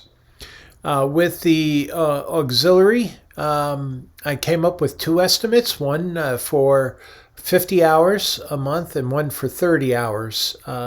And Again, I multiplied the expected number of hours. For the 50, I use 50 hours a month times 12 months. To get the larger number, the 203 for 2020, that's 203 million hours. And for the minimum number that is expected for auxiliary pioneers, we have 167 million for 2019 and 121 million or 122 million for the 2020 number. Now, auxiliary pioneers, they don't turn in as many hours. And then you have your regular publishers who are expected to put in about 10 hours a month, multiplying the 6 million number of publishers, regular publishers, 6,785,000 in 2020 by 10, then by 12 gives us that 814,000 814 million, 814 million hours there as expected for the publishers.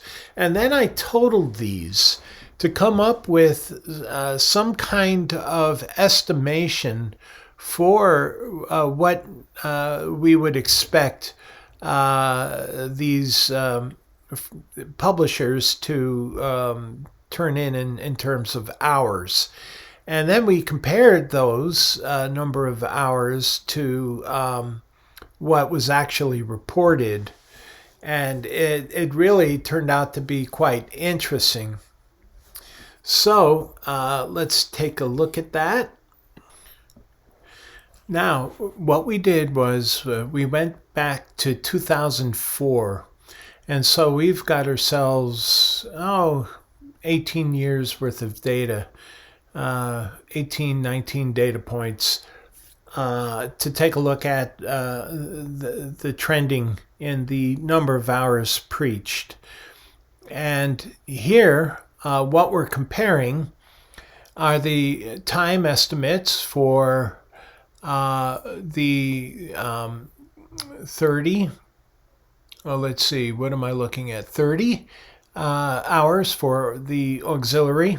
Because first off, we know that pioneers are expected to turn in 70 hours. We know that regular publishers are expected to turn in 10 hours. So the only variability that we have is with the auxiliary publishers. And so we have three different scenarios with the auxiliary publishers, and that is when we take a look at the lowest number that we could expect, that it would be the 30 hours turned in by the auxiliary publishers.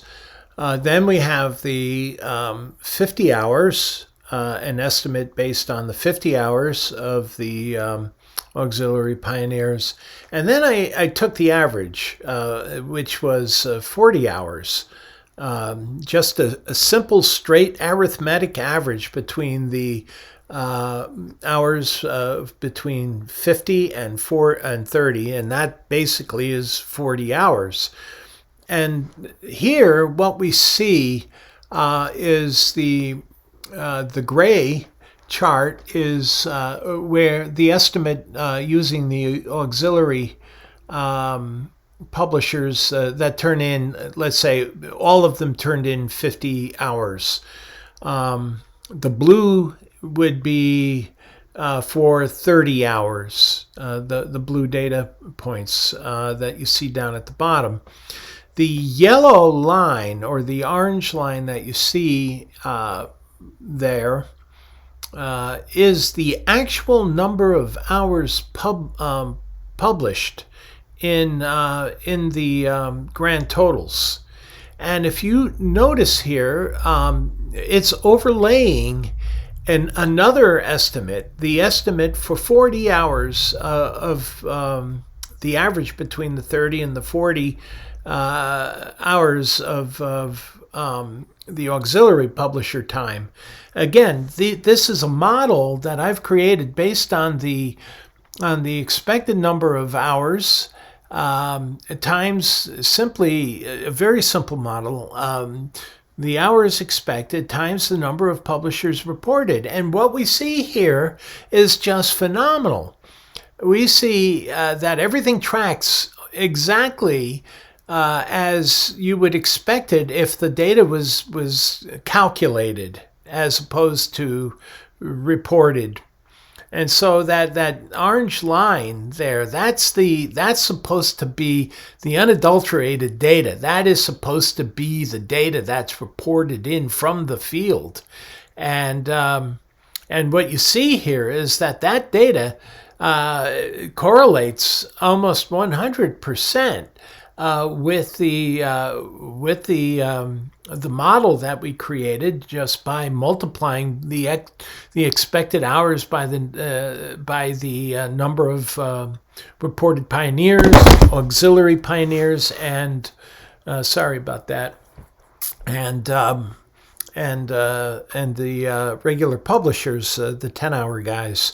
And it just is a little bit too close for any kind of a coincidence when we look at the number of hours here and the way they behave. I mean, look at the little around 2000, between 2010 and 2016, we see some changes in the slope of the lines, and they all behave that way.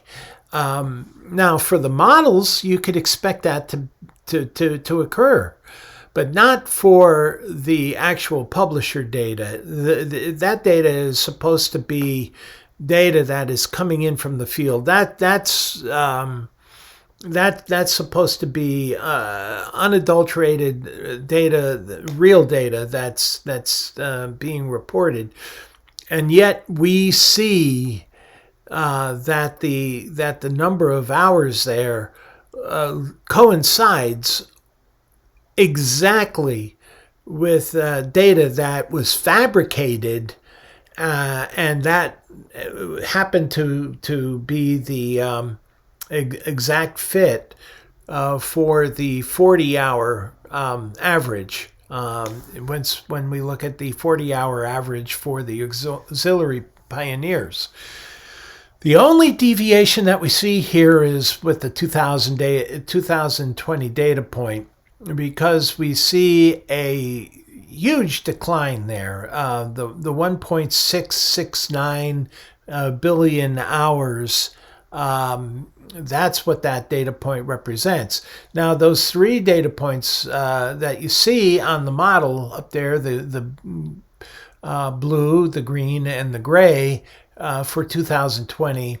Those are based on the reported, the expected number of 70 hours and 40 hours and 10 hours, according to the number of publishers. And again, that's a fabricated total. It's just basically a model that was a very simplistic model based on the number of publishers and expected hours. And so that's what the expected hours should be for 2020, especially the green line. But we had a COVID year, and that meant that there would be a disruption to the work. And it turns out that disruption just happens to be almost exactly 20% from the 2019 reported hours preached. And when you apply 20%, then you almost duplicate this graphic almost exactly.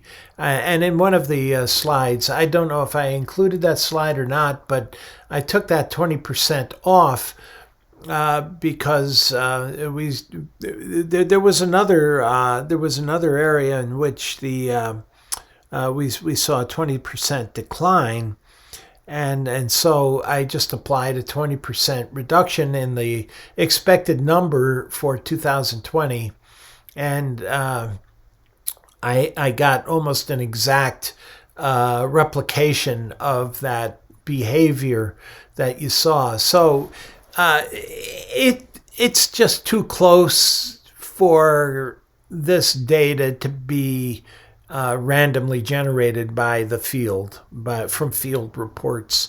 This data now, where that is happening, this if I were an auditor and I was a data auditor, this data would just jump out at me. I would say, look, this is too close to call. I would use certain statistical techniques to help confirm my suspicions that the data was altered. But just looking at this data and the way it plots the model versus the reported alleged field numbers, and how closely they follow one another, it just is something that would be calling out to me as I'd be saying foul. And so I suspect that Watchtower is either manipulating this data and generating it using the model that I created, and they're estimating a number of hours. This isn't a true field report, or the individuals themselves are fabricating their own data, and that's a possibility too. That the auxiliary pioneers know exactly what is expected of them, so they choose. I have a minimum of 40, a maximum of 50 that they expect of me. I'm going to just take the average, which is 40. I can see that as somebody thinking that way, and I can think in terms of the pioneers reporting. I believe that they're subsidized to some extent, so there's a little bit of pressure there for them to turn in the 70 hours minimum that is expected from them each month. And so if they don't make their goal, nobody's checking on them. There are no auditors following them around and making sure that the numbers are indeed accurate. And so I suspect that, especially, how do you track 1.2 million or 1.3 million pioneers?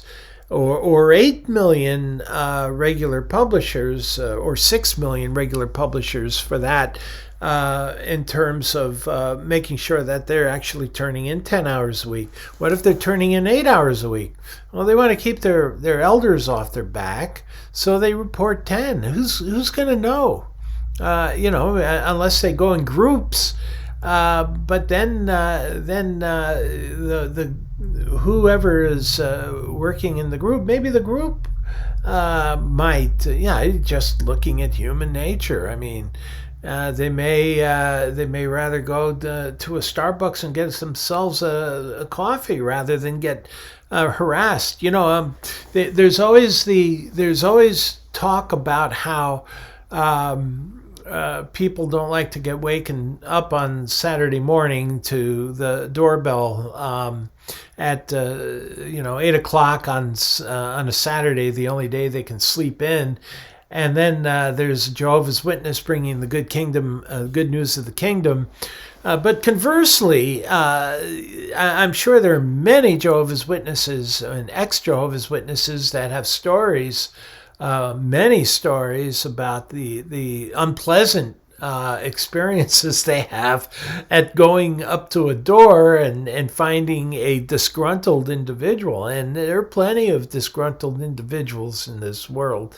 We saw on January 6th, we got a bunch of kooks in this country that they live somewhere, and if you walk up to their door, they're as likely to point a gun at you as anything else. And so as a Jehovah's Witness, I'm not sure that I'd like to look forward to what I might expect. I mean, ringing a doorbell is taking a chance every time you ring it. So, there's always the flip side of the coin. So, it's annoying to get the Jehovah's Witness at the door. But on the flip side, you don't know what you're going to be greeted at.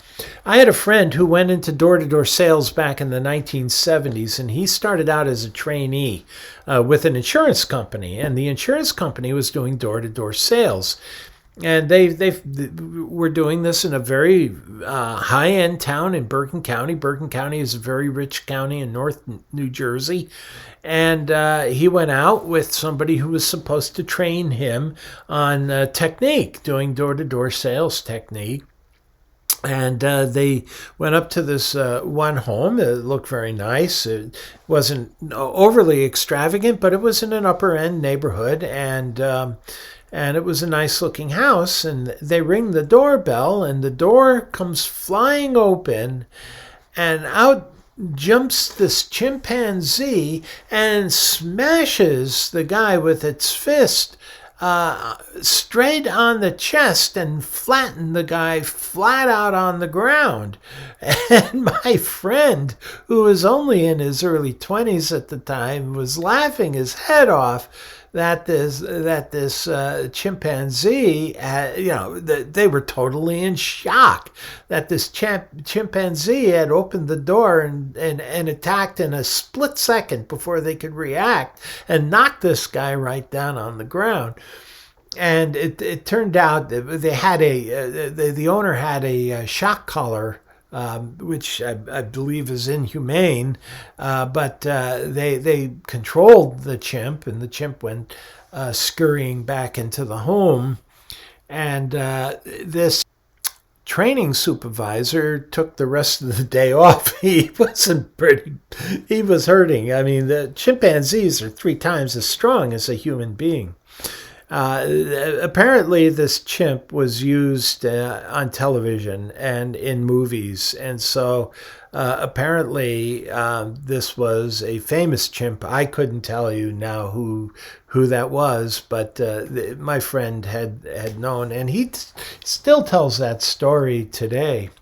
So if I were a Jehovah's Witness, I'd be a little hesitant to see a door open after I ring the bell. Now, here's the kicker. This is where I took my 40-hour average model, the predicted number of hours from the model that I created based on the number of publishers and pioneers and auxiliary pioneers, and using 40 hours for the auxiliary pioneers. And I plotted it against the actual reported publisher data, the actual number of hours reported by publishers for the witness effort. And this is what I've got. I had mentioned that there are certain tests that you can do, and correlating this data in this manner, taking that 2004 to 2020 data and plotting my model versus the number of hours reported, and you've got almost a completely perfect line. I mean, this is just too close for reality. I mean, this just doesn't happen. I mean, we could come close with a model, but this is nearly exact. And so there's something fishy going on here. Remember what I mentioned when you do a linear regression model like this, and you get a correlation coefficient, which is R-squared. That is how closely does the data follow the estimated line, or the least squares generated line. And this is the outcome. We have a correlation coefficient of 0.997.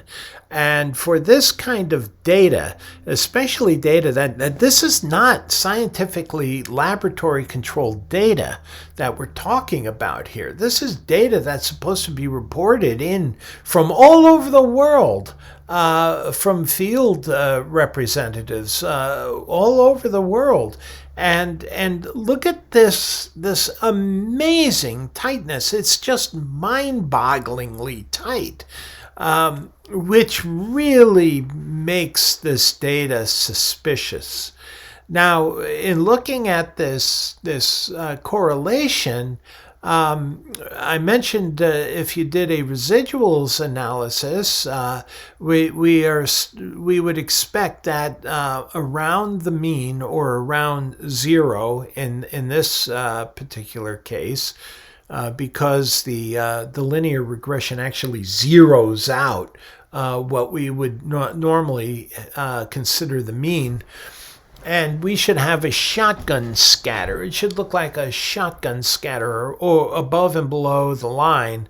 If the data fits the line well, we would expect that data not to deviate too tremendously far from the mean or from the 0 point in this case. And we'll take a look at that. But what we see here visually is that almost all of that data falls on that line. And it's almost a perfect 45-degree angle. I mean, the axis, both the vertical and horizontal axis are exactly the same range. So we have a 45-degree line there, and it's almost a perfect 45 degrees here, and it's just too much for this kind of data that is really crude data when you think about it, reported in by non-professionals in from the field. You shouldn't have this degree of closeness in fitting. So I think I'm making my point. I hope it's clear, but I think I'm pretty well convinced that the data here that we're looking at in terms of the number of hours reported by Watchtower is actually generated by the model. And it may not be Watchtower that's actually doing it. Watchtower is not necessarily putting in the controls or the stops to ensure that the data is accurate.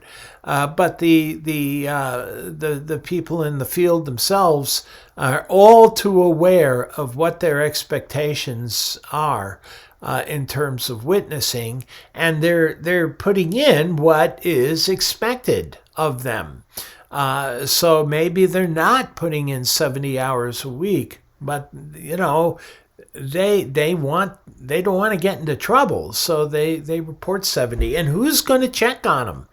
There are just too many for Watchtower to check effectively. Now, what Watchtower could do is, if they're really serious about their statistics and about their field reports, the data coming in, they could hire a consultant, and that consultant could audit to see whether or not the data has any veracity, and to what degree the data needs to be altered, putting in processes in place.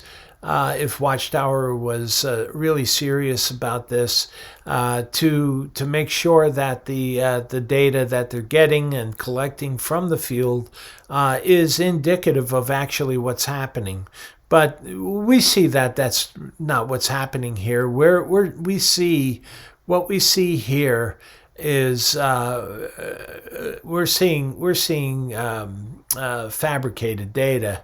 And there's nothing here that indicates otherwise. I mean, this is just too darn close. Again, a correlation coefficient of 0.997 between the model I created and fabricated based on the reported number of people for each witnessing category. And and that from the field reports falling in so exactly. Like I said, it covered that line. The actual data reported covered the line in the previous slide. You couldn't even see that I had a model there until you got to 2020, where there was that precipitous decline in the real data, or allegedly real data. We could be seeing there that Watchtower just said, look, we will accept a 20% decline for 2020 in terms of the field witness work because it's COVID and we're expected to have quarantine and other measures in place that would impact the door-to-door ministry. So what I did here in this table is I calculated for all the data that we used in this analysis from 2005 to 2020, what we call a relative percent difference. And I did that for the model that I used the auxiliary data for 30 hours, the model that I used for 50 hours for auxiliary, and the model that I used for 40. And what we could see here is we could see that the 40 has the smallest average relative percent deviation from the mean, and the mean being the best fit line, that least squares line, and the average here is 0.764. We're more than a whole order of magnitude less than the other two models. So what we see here is that the model using the 40 hours is the one that gives us the best fit. And again, the fit is just too close. I mean, the standard deviation is smaller than the average, and that is pretty close. That means we have very, very, very little scatter in the data. I did take a look at the residuals for this data, taking the difference between the reported values and the least squares estimation, the line, the least squares or best fit line through the data points. And there is a bit of scatter. Now, there looks like there's a lot of scatter here, but when you realize that we're talking about differences that represent billions of hours, and the difference that we see from the mean is in the 10 million, 20 million hour time.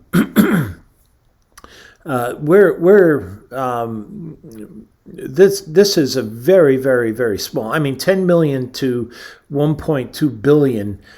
I mean, there's a thousand million that makes a billion.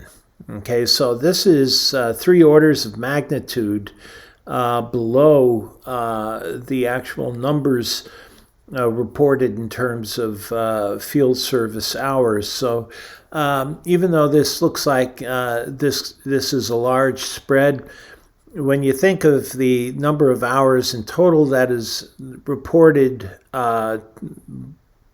in terms of the annual hours of witness work, this variability that we see here is very, very small, relatively speaking. And we do see that it is scattered a little bit more around the mean, which means that the model that we created, and the correlation that we had with the actual data that was reported tends to be a little bit more random, in that whatever factors that cause the data to be off were not as a result of fabrication. They're errors that are caused by other reasons, other phenomena, and in fact, we can see that there is a little bit of skewing in the negative. There are more data points below the zero line than there are above the zero line, but. For the limited number of data that we have that we're dealing with here, this isn't too bad.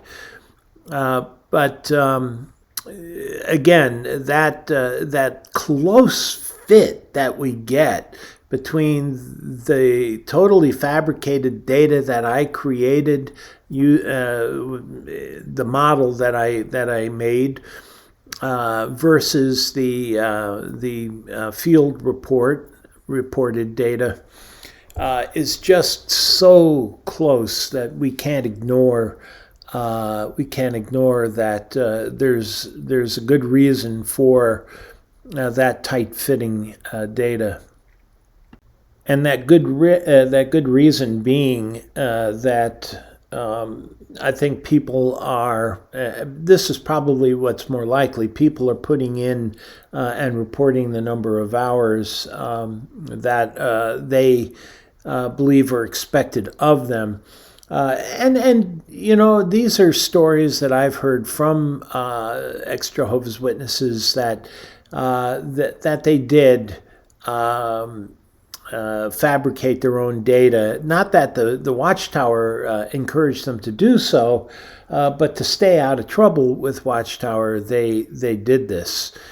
And so Watchtower's pressure techniques actually created a situation where the data is something that can't be entirely trusted or believed. Now, this graphic is what I was talking about, where I indicated that I had taken the data points and just reduced them by 20%. And lo and behold, I duplicate the data that was reported from the field, and that's that data, the orange line. Now that orange line is overlaid over top a green line, and that green line is the 40-hour estimate for auxiliary. Whether or not a 20% decrease in the witness effort that was reported between 2019 and 2020 as being realistic for a pandemic year is something that I'm curious about.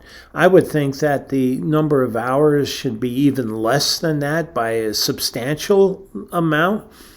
Because I would think that Watchtower would want their members to obey the whatever rules that might exist in terms of quarantine, in terms of social distancing, and minimizing contacts, so that they're not a super spreader organization. I mean, we had enough super spreading as it was, and you would think that Watchtower would obey would obey all these what the government has warned about. But who knows? I mean, after all, they don't have a tremendous amount of respect for any institution outside of themselves.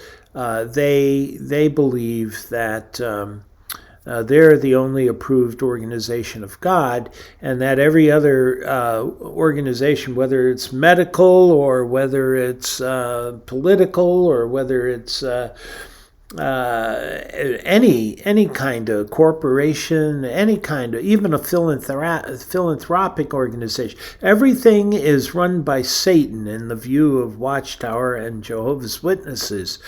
Watchtower reinforces this idea over and over again. This is Satan's world. And so they've just instilled an inherent mistrust of society within Jehovah's Witnesses. But to see a 20% decline, I don't know if that's realistic. I would suspect that we'd expect something more. So I'm even questioning that decline, because 1.7 billion hours of preaching in a pandemic year seems to be too high for me to believe. Now, here we're going to switch gears a little bit, and we're going to broach something that's a little bit on the vague side, especially with respect to Watchtower. And this happened.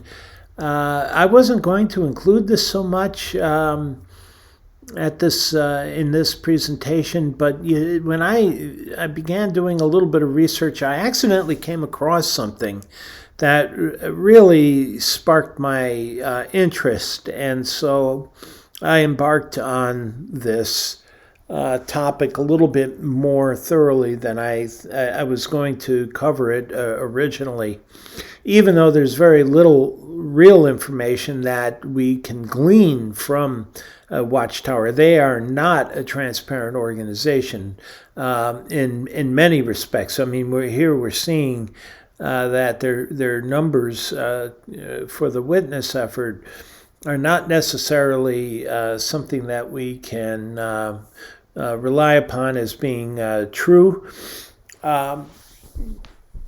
Much more so are they opaque about their monies. But there are a few things that we can obtain that can give us, like the service reports, some indication as to how the organization is doing, and whether or not it's as solvent as we might think, or it might say it might be, or insolvent as they say they may be.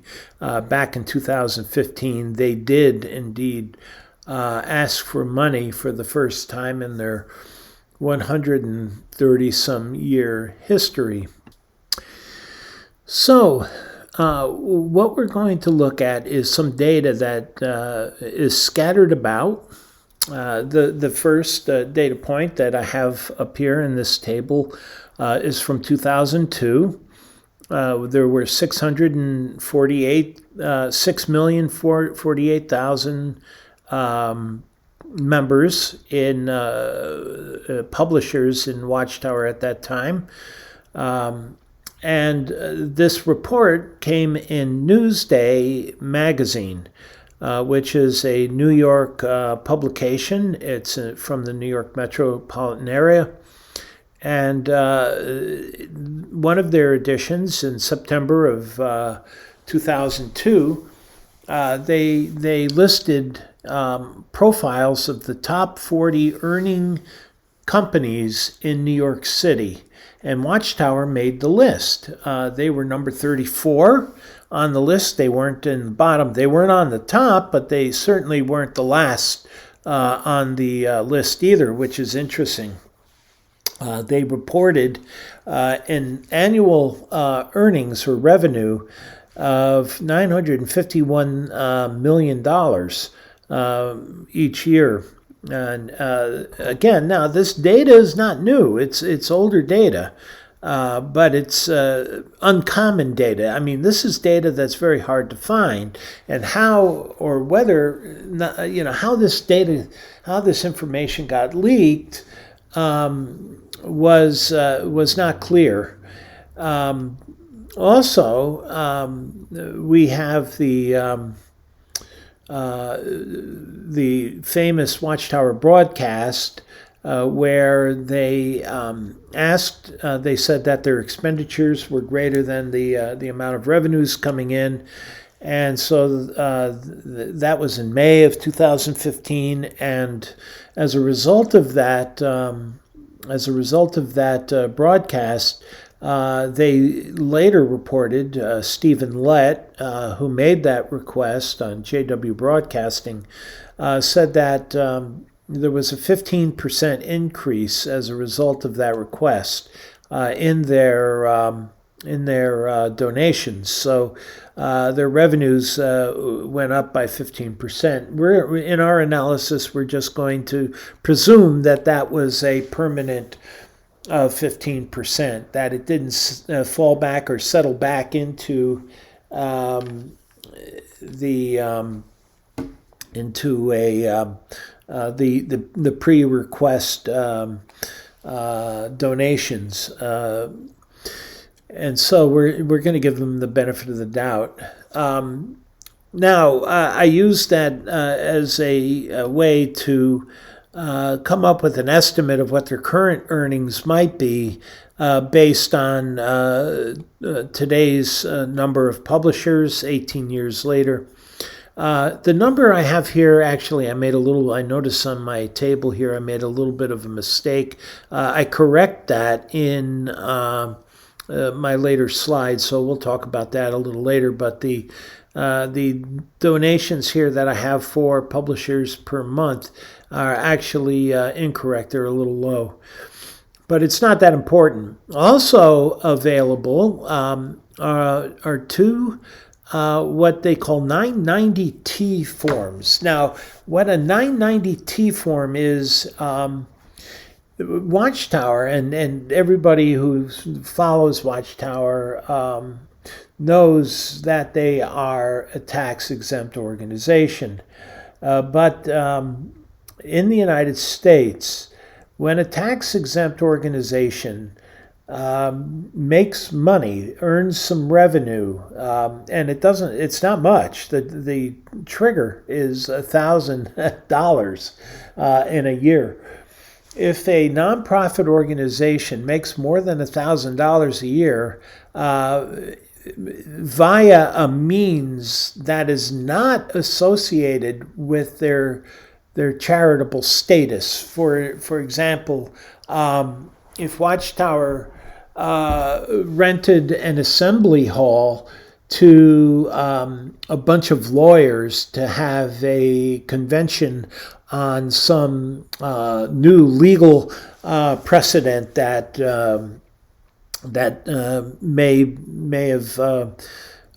be around in terms of, let's say, tax exemptions.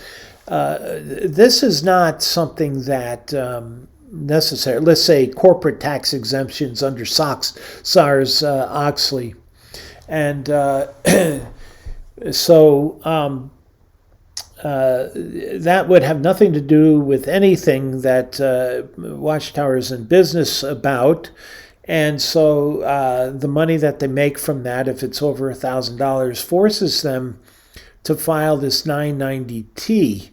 And Watchtower did so in 2016 for two corporations. Now, I noticed the one on Leah Remini's webpage. She captured the one 990T for the Watchtower Bible and Tract Society of New York. And in that 990T, they have a box where they are to put a quantification of that corporation's total assets. Okay, so it doesn't list the assets. There's no way of checking whether or not that number is accurate, but it's supposed to reflect that corporate entity's total assets. Which includes cash and includes its buildings, includes anything that would be a positive on the money ledger. And What they had forgotten on Leah Remini is that there's or maybe they weren't aware of it, that there is a Watchtower Bible and Tract Society corporation in Pennsylvania. And so that also filed in 2016 a 990T form, which indicated that they had about $500 million in terms of assets, or $0.5 billion. So when you add the two, you have these two corporations of Watchtower being worth over $2 billion in 2016 in terms of their combined assets. But the problem is with that, Watchtower is not just the Watchtower Bible and Tract Society of New York or Pennsylvania. It is. It also has the Christian Congregation of Jehovah's Witnesses. We don't know what their assets are, or somebody would have to look at a lot of records and go through a lot of time in public records to see what the assets of that corporation would be, and. We really have a lot to say about this slides, and I ran out of a little time there. So in terms of going on, the corporations that Watchtower, that are associated with Watchtower, like I said, the Christian Congregation of Jehovah's Witnesses is one such corporate entity. You have the International Bible Students Association of England, and you have a number of these. I mean, there's a wiki website, Wikipedia article on the corporations of the Watchtower Society, and so there are a number of these corporations. Unfortunately, there are no 990Ts filed for each of these. I don't know what and why a particular corporate entity must file a 990T as opposed to all of them. I mean, if it benefits one, it benefits all, and so I don't know how honest Watchtower is when it comes to filing a 990T, and whether or not the data that they put in there is real. When you stop and you think about all the properties that they own globally, who knows whether or not this is really an accurate reflection of the corporation as a whole. So. But we get an idea. And the one thing that we can be assured of, this is a multi-billion-dollar business that we're talking about. Another thing, and the thing that really got me going on this, and why I decided to take a stab at the finances a bit, is because when I was looking at the different corporations, I found this website that just blew my mind. It's called the International Bible Students Association Properties. And if you go to this link, you'll see this beautiful, really high-end, well-done website that looks like a Coldwell Banker or Remax website, for properties, for buying and selling residential or corporate properties. And what they have there listed on this website are about 36 different properties, which I presume, now I understand that just like Watchtower left Brooklyn, New York and sold all their properties in Brooklyn, New York and moved out of New York by about a 40-mile distance and built their world headquarters. They're going to be building a media center there. about 2 miles away. They put in the tuxedo. They bought a lot of property about 40 miles away in an area called Sterling Forest in southeastern New York. And I understand that they had done the same thing in London, that they had set up, and actually the International Bible Students Association was a corporation set up as a subsidiary of Watchtower Bible and Tract Society of New York by Charles Taze Russell in England to give. It was Charles Russell's hopes and intention to spread the organization on a global scale, and the International Bible Students Association was his first step, and it was established in England. I understand that Watchtower did the same thing with the properties that they had in the London area. They moved out to a less expensive area further away from London, and I believe what is being sold are the properties that had been originally owned by the Watchtower Bible and Tract Society in London itself, by the IBSA. And what they did was, it looks like they built some brand new condominiums there, townhomes. They call them apartments. And some of these apartments, they're ranging, from 1,100 square feet to 3,000 square feet. And they're selling anywhere between £1,000,000 to £1.5 million. Now, £1.5 million, there's a 1.39 difference between a U.S. dollar and a pound. So a £1.5 million apartment in London would actually be $2 million in terms of U.S. dollars.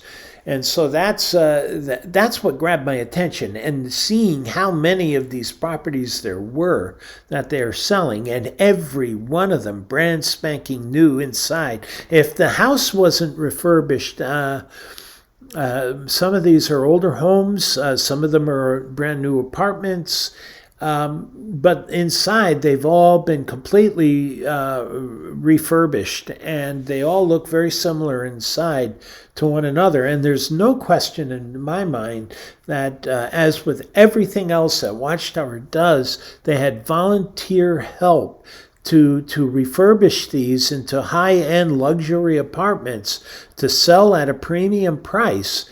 And when I totaled the 36 different properties that were being listed on this IBSA properties. Now, of course, they didn't print out International Bible Student Association properties. They kind of left it a little bit more ambiguous and obscure by just calling it IBSA properties, and it could be ABCD properties as far as anybody who's not familiar with Watchtower might be concerned. But this they are selling these things at high end, and it's probably all complete profit, because the labor, everything except the materials that would have gone into the refurbishing of these, or the building of the apartments or townhomes or whatever you want to call them, the materials would have cost them something, but the labor and the skilled labor that it takes to wire, to plumb, to put in the floors, to whatever concrete work, masonry work that's necessary, all of that comes at a very high premium, and that's where most construction costs are. That's where most of the cost of a house really brings it up, is in the labor, paying the labor. And so I encourage you to go to this website, check it out, take a look at it. I mean, I wasn't aware of it. I don't know how many people are aware of it. I don't know how many of these they've already sold, but they had 36 that they're still advertising for sale. They may have already sold a number of these things.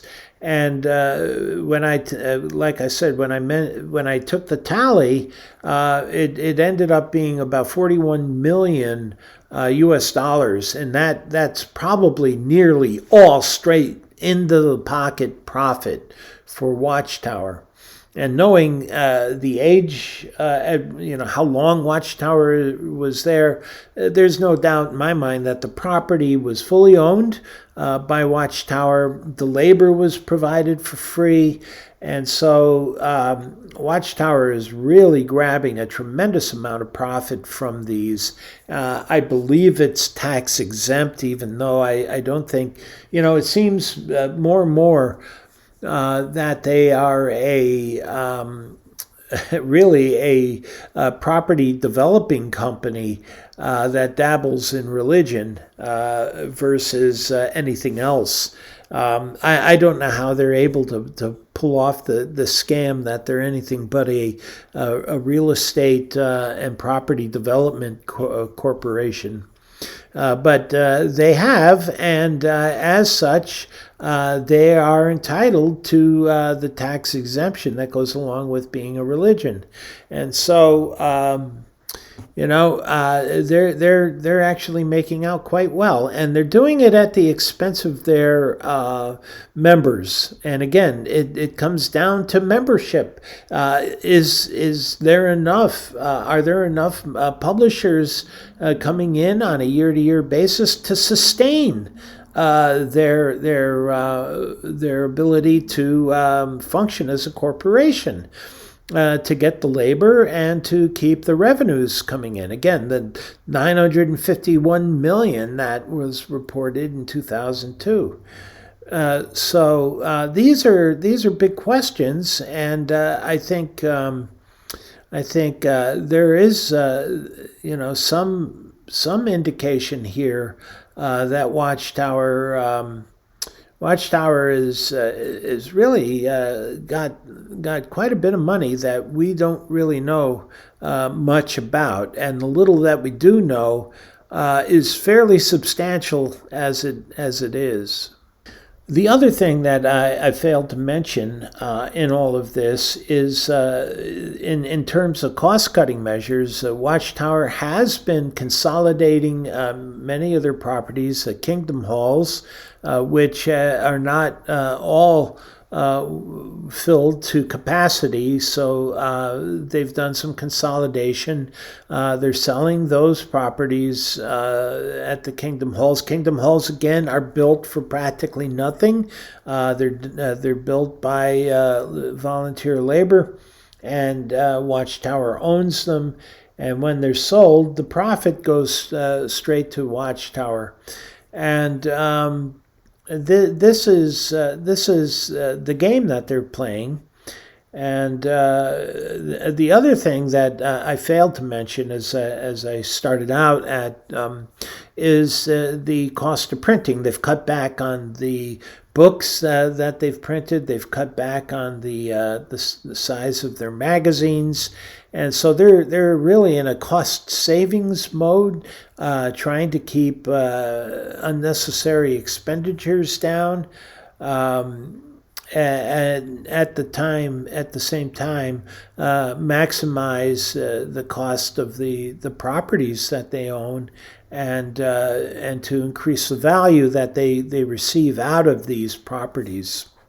And while we're talking about their finances, again, Watchtower is not like a public company where you can go to the Edgar files and look at a full financial disclosure on a corporate tax return, or let's say an annual 10K filing by a corporation that gives all of their finances lays them out in detail, what their assets are, what their liabilities are, and there are all kinds of different financial terms.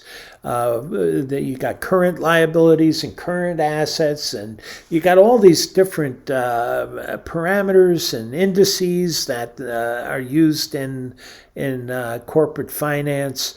And you can find all of this on the Edgar files for free on any public corporation that has to file as a publicly owned corporation.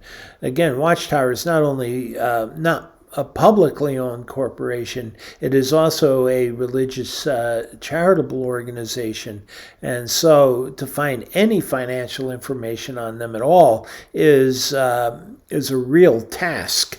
And so we have to go with only what they report, both on the 990s, what we see in terms of magazine reports and other media, as well as what Watchtower reports in terms, let's say, of their expenditures.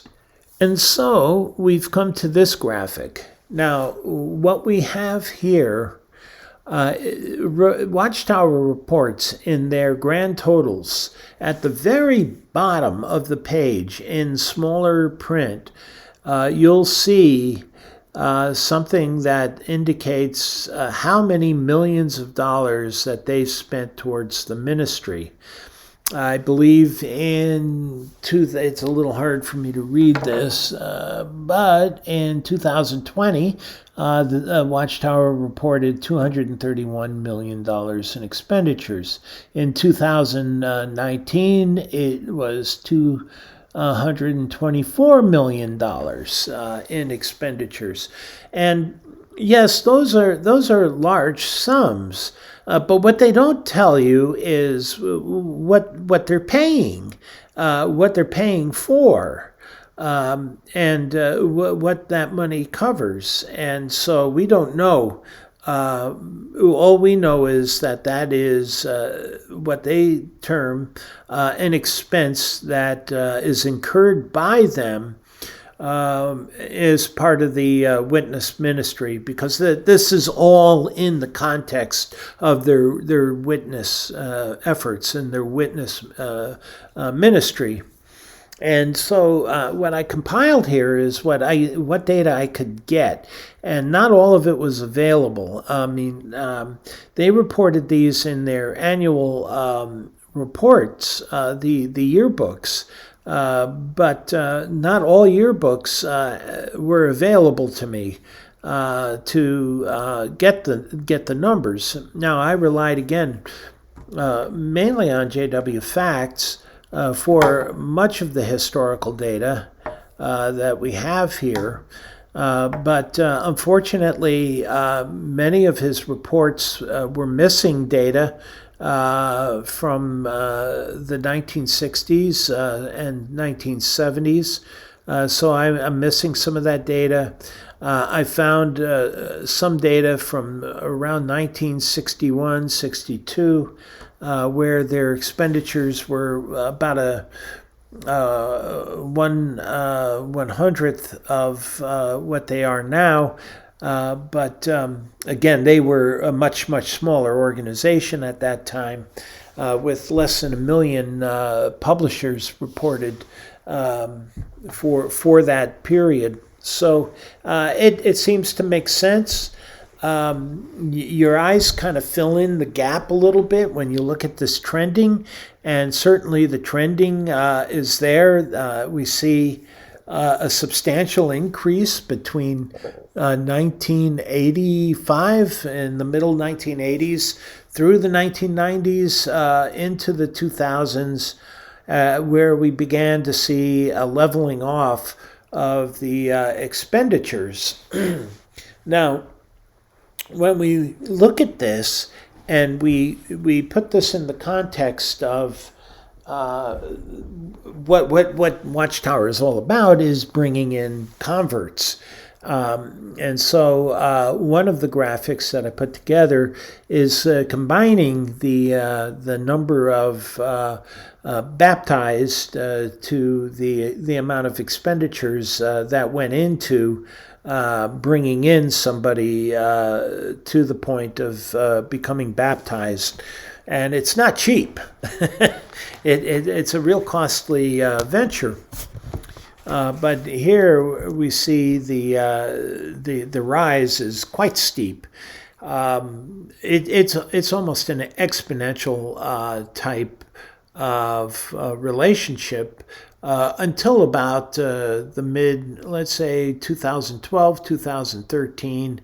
The last decade or so, then we begin to see a flattening out, sort of a variability, but it's in the $200 million range, sort of oscillating around there in the last years. So with that, again, there's not a lot that we can say about this information except that it is reported.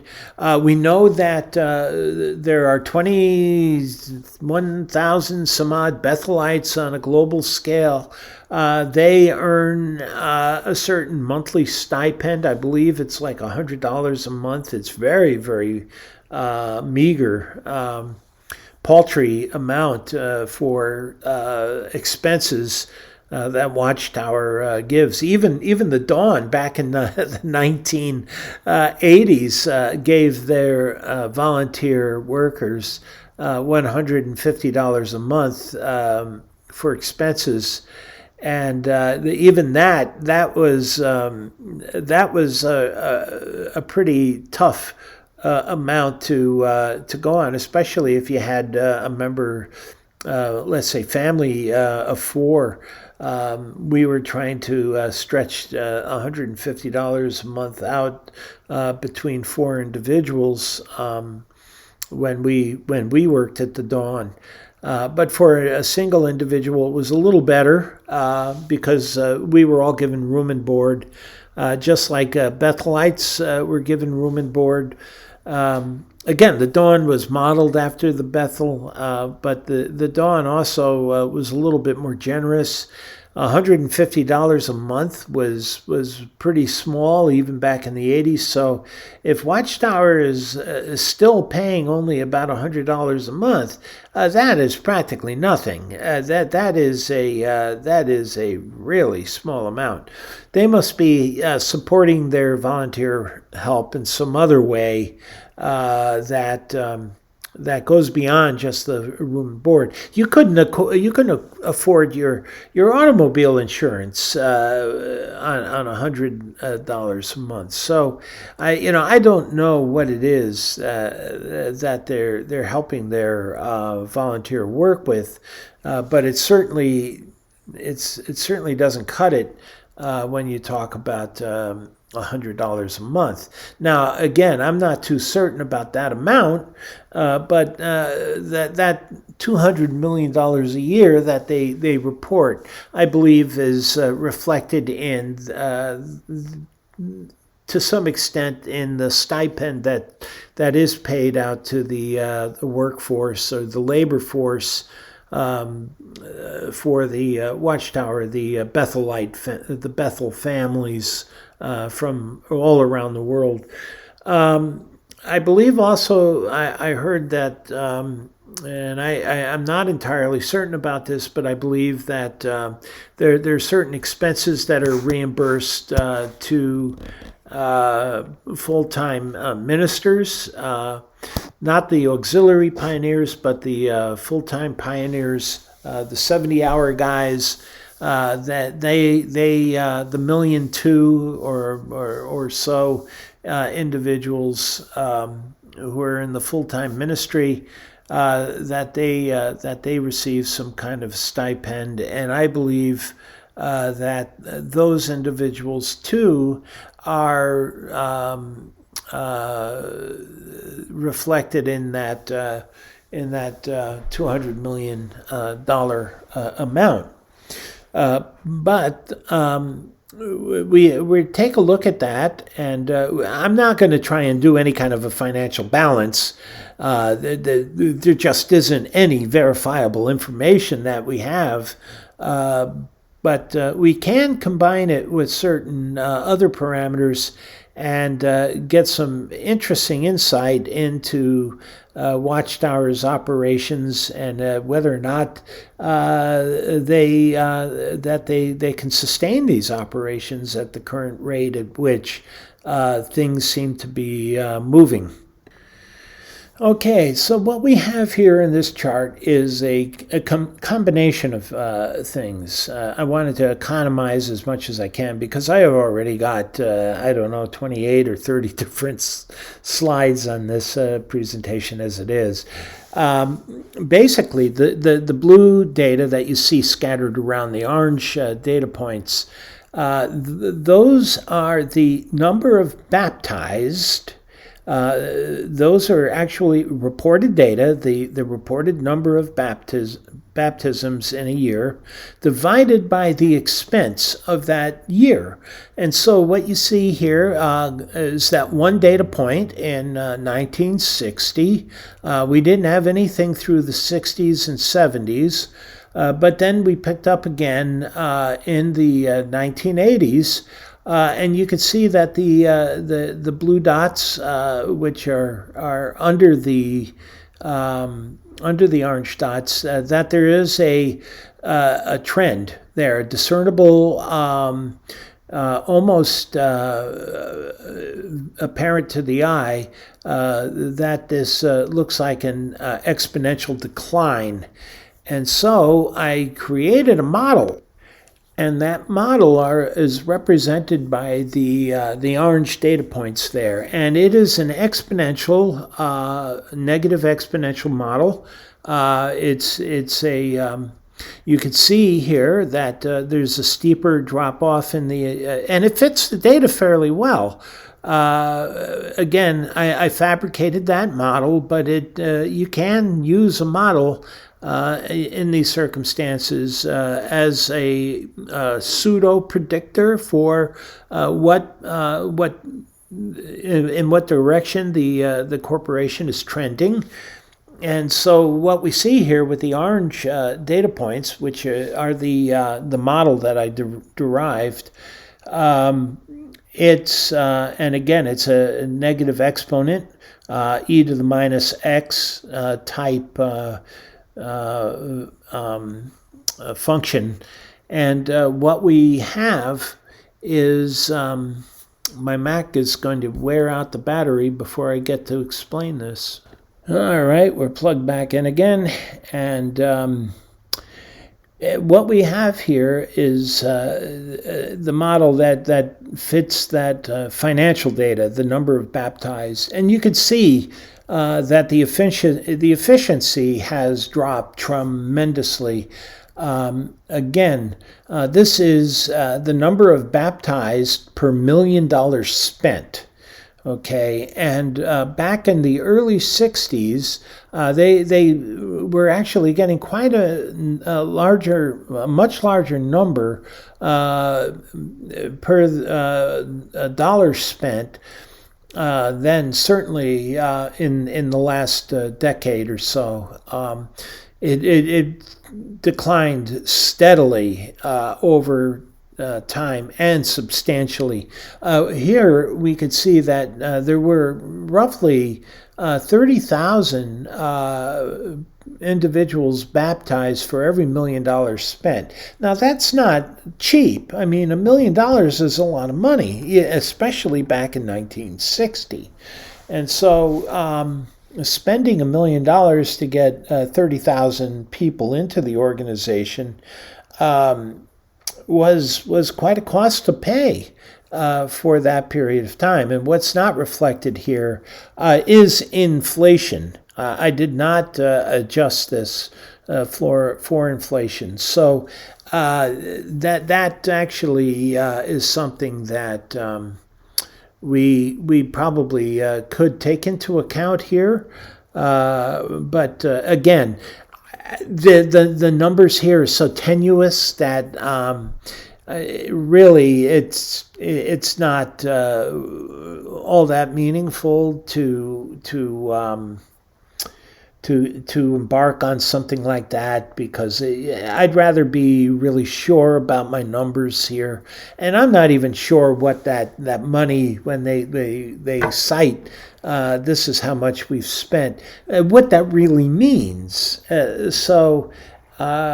Without that information, it really makes it very hard to understand exactly what we've got. But it in a general sense, what we're seeing is that it's getting more and more expensive to convert a handful of individuals.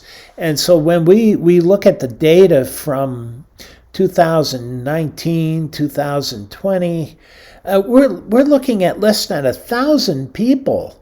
This is a 30-fold decrease in the number of individuals who are baptized per $1 million spent.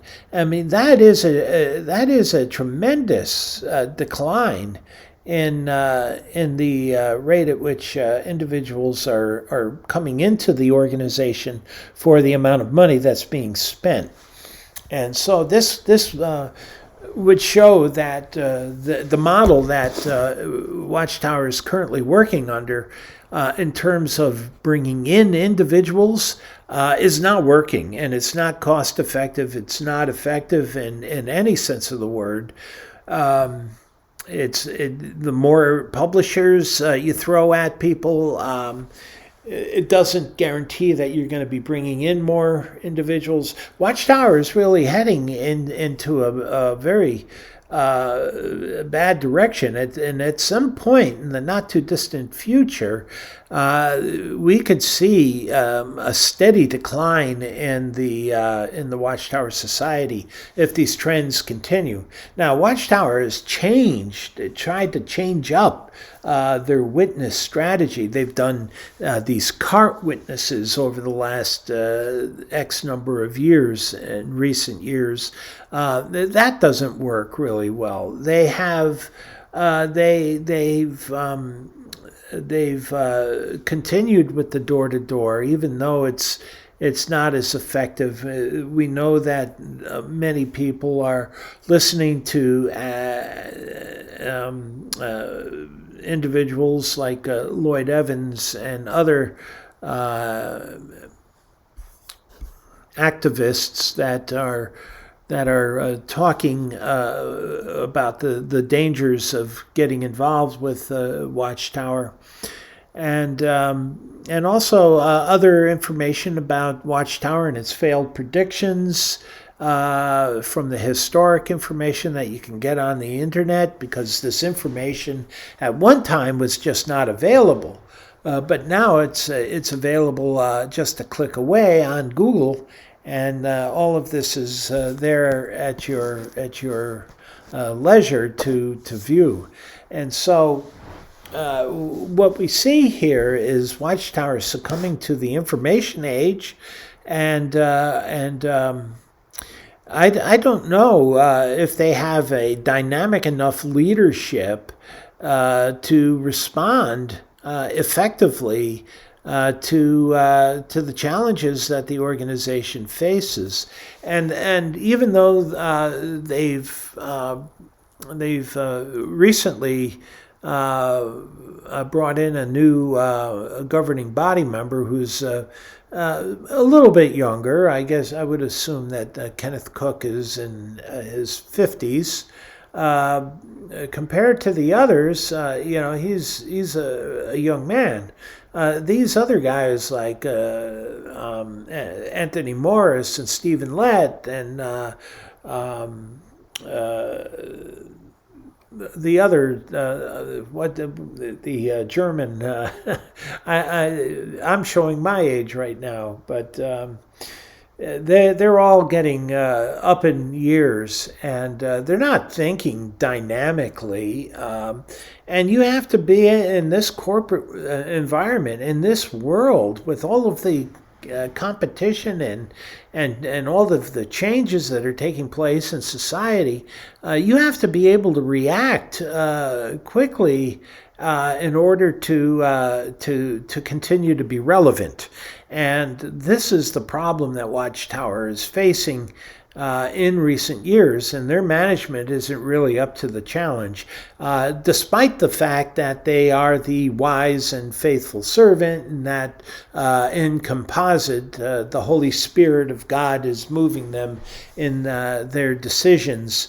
Their decisions are made with 80-year-old nerve cells. So God is certainly not moving in the most effective manner in terms of managing his organization that he chose back in 1919.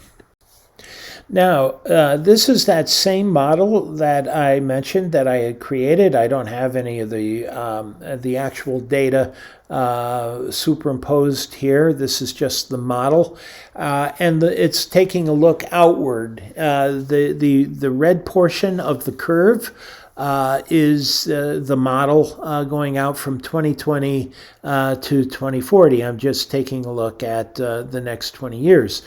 I can't say that this is an accurate prognosis of what we could expect in terms of Watchtower, but it does seem to make sense that there will be fewer and fewer. In total, there will probably be about this model predicts that there will be a third less individuals coming in per $1 million spent than currently in 2020. And so we're seeing what this model predicts is something that Watchtower is not going to be able to sustain in terms of money spent and getting people in return, because people is what it's all about.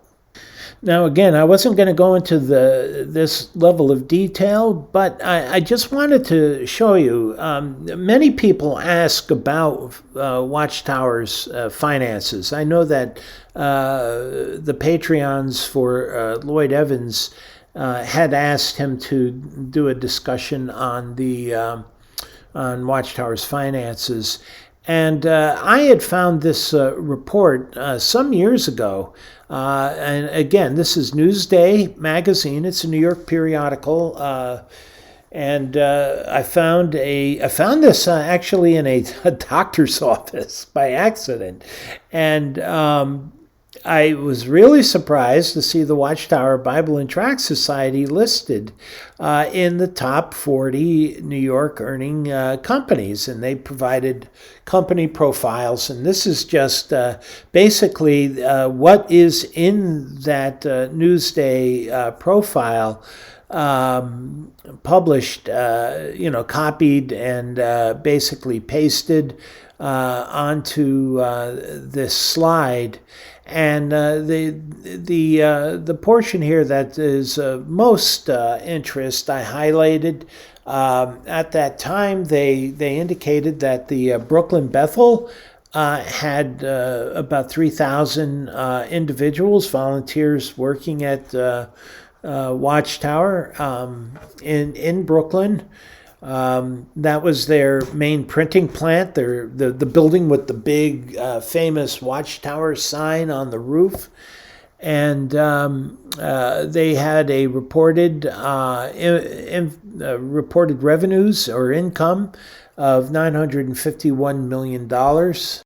Newsday did not indicate where they obtained this data. I mean, again, Watchtower is a tax-free organization that does not report any of its finances to the IRS except when they are forced to file a 990T form in which they have to list their assets.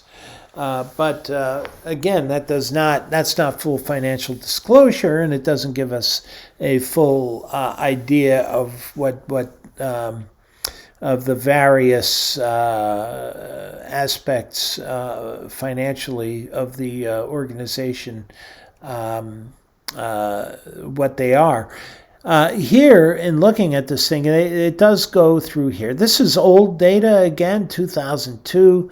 They mention how many copies of the Watchtower they publish, and Awake magazine, how many Jehovah's Witnesses there are.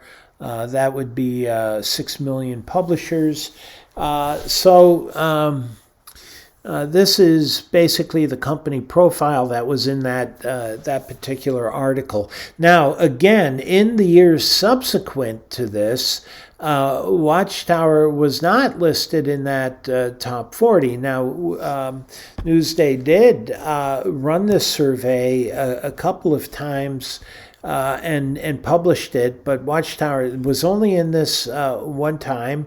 They were number 34 out of 40. Whether or not this data was leaked, and whether Watchtower refused to give Newsday any more information after this data was leaked, or whether they just dropped off the list in the future, who knows? I don't know why this is the only time they show up in the magazine, but this at least we got this one glimpse. And from that, I was able to do some kind of I was going to use bad words, some half-brain extrapolation.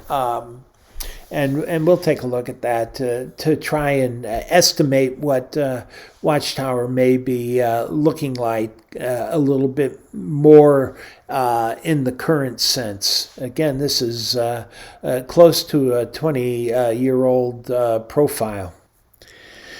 Now, this graphic is a Pew. I took this from the Pew website. This is a screenshot. Again, it's a copyright thing, but if we're looking at Watchtower from an analytic, critical perspective, there is a fair use, and I want to give credit. This is not my survey. This is a credible, legitimate survey that was done, and it shows a profile of religion in America, and this particular graphic represents the different religions that were surveyed by Pew. Oh boy. And it shows the income distribution amongst the different religious sects that were part of this survey. You have Buddhist, you have Catholic, you have Evangelical Protestant, you have conservative Protestant, you have all these different Jehovah's Witnesses, you have Hindus, you have did I say evangelical? I can't really read this very well. Again, this is a thumbnail sketch. But Jehovah's Witnesses here, I wanted to point out, they are the second, if not the lowest, the second lowest in terms of wealth distribution. We're talking about a relative percent in terms of earnings, and let's put it this way: Watchtower does not encourage their publishers to success in this world. They want everything to be focused on the good of Watchtower, and not the good of the individuals that are publishers working for Watchtower. Even if you're not a Bethel employee, you are a publisher, and everything you do is for the organization.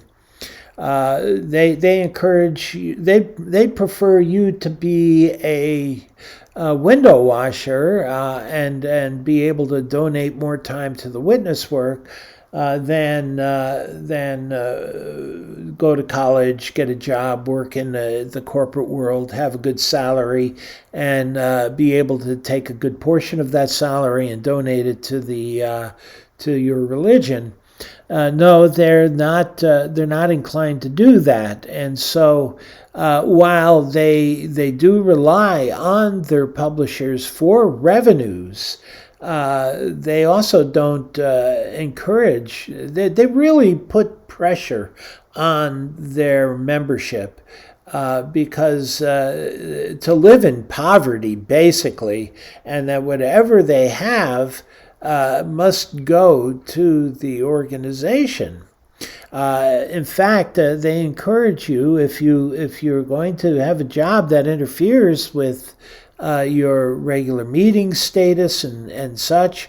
They would put the pressure on you to quit that job, and so anything that interferes with the Watchtower expectations is supposed to be snubbed, and you are to follow the marching orders of the Watchtower Society, and they put out a lot of propaganda showing explicitly what they mean. There is no question. There's no room left for interpretation as to what Watchtower means. If you have an interest in violins, let's say you have a talent for it, deny your child and make them go into the service of Watchtower and have them baptized as a child of 10 years old so that they're trapped within the organization with threat of shunning and losing their family rather than pursue a potentially lucrative career as a top violinist. They actually used this some years back in their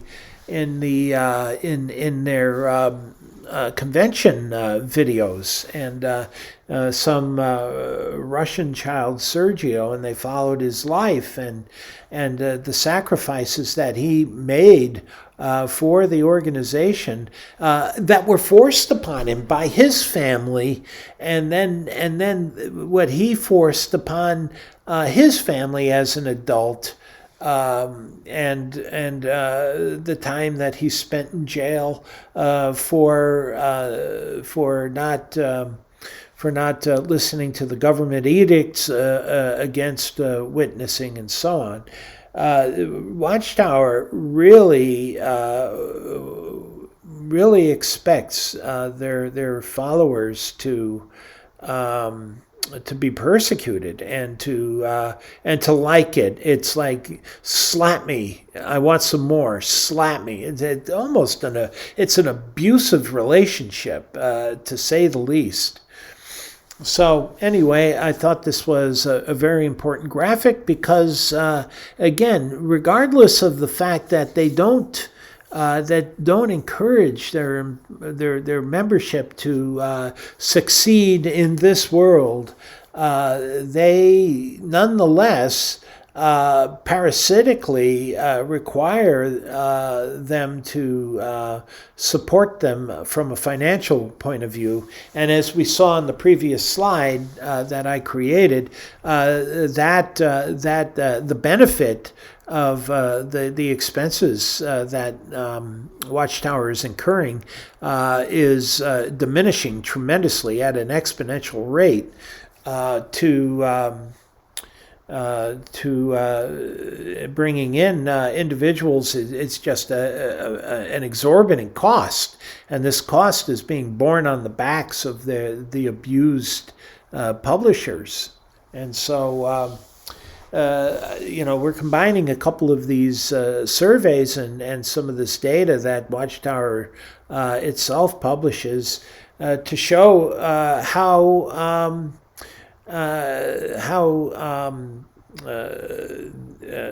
deleterious it is to be involved in this organization.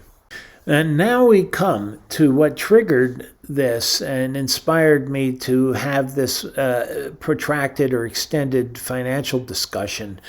This is the IBSA website. Boy, look how beautiful that is. Wouldn't you want to live there? When I was talking about luxury apartments, we're really talking about it. This is IBSA Properties. This could be Caldwell Banker. This could be what is that? There are all these large scale real estate firms, and that's what Watchtower really is turning into. On this particular website are 36 different properties. The ones that we're looking at right here are £1.5 million, British pounds each. I mean, they range from a million British pounds to $1.5 million, and we're looking at differences in floor space of about around 1,000 square feet to 1,100 square feet to just under 3,000 square feet. And so these are large units, and they look brand new. And this was built all by Watchtower free labor. And Watchtower is collecting the profits 100% from the sale of these properties. And it just blew my mind to see these things. And you can go through each of these units and take a look at what they look like inside. When you convert £1.5 million to US dollars, it converts over to a little over $2 million. And so these units are running up to $2 million. I estimated that the 36 housing units, and some of these are houses, some of these are apartments in the north of London. In total, what they're offering and sale on this particular website totals up to 41 million, a little more than a 41 million US dollars. And that's a lot of money. And we're not talking a tremendous amount of square footage here. We're talking about a great deal of profit for a relatively small amount of space. I mean, a 3,000 square foot apartment is a big apartment. No, don't get me wrong there. But when you stop and you think about what they're selling these things for, they're selling them for a lot more per square foot than you would a warehouse, for example, or a library. So take a look at this. I had provided the URL for this, and look it up. It's hiding in plain sight. I would never have thought to look up IBSA properties, but it is indeed International Bible Students Association. I had to look twice, and it was a little bit shocking and a little more than disturbing to see that they are really developers. They kind of present themselves as developers and real estate brokerage firms. So I encourage you to take a look at this. If anybody knows anything more about this, I'd be interested. This is something that is a little on the odd side to me. Because you wouldn't put this together, certainly, with a Bible preaching, Bible teaching organization. Not in the slightest bit. So, in summary, I kind of presented this earlier. This is just a summary of Watchtower property profiles. Basically, it repeats a little bit of the information that I had in the slide that prefaced this discussion. Here, I'm much more familiar with the Watchtower properties in the lower Hudson Valley region, Orange County, Rockland County, Wallkill, all the way up to Newburgh, New York. These are properties that were bought as a result of the windfall from Brooklyn and the sale of those. They were able to purchase many of these properties. Some of them already existed, like the Waldwick Farms. They already existed, and again, that's another thing. Watchtower grows its own food for feeding its people. They found, and I guess it continues to be profitable for them to continue to grow their own food, farm, own their own, and operate their own farm. Although some of that's been converted into printing press and residential, but you do still. I mean, if you Google it, you'll see that a large area of that particular location is still being farmed. So in the Lower Hudson Valley, we've got the world headquarters. We got the Tuxedo Bethel. I didn't capitalize Bethel there, I noticed. Just across the main road, Long Meadow Road, from the Tuxedo Bethel is Ironwood Road, about a mile up that road. It's a very rural area. There's nothing on that road.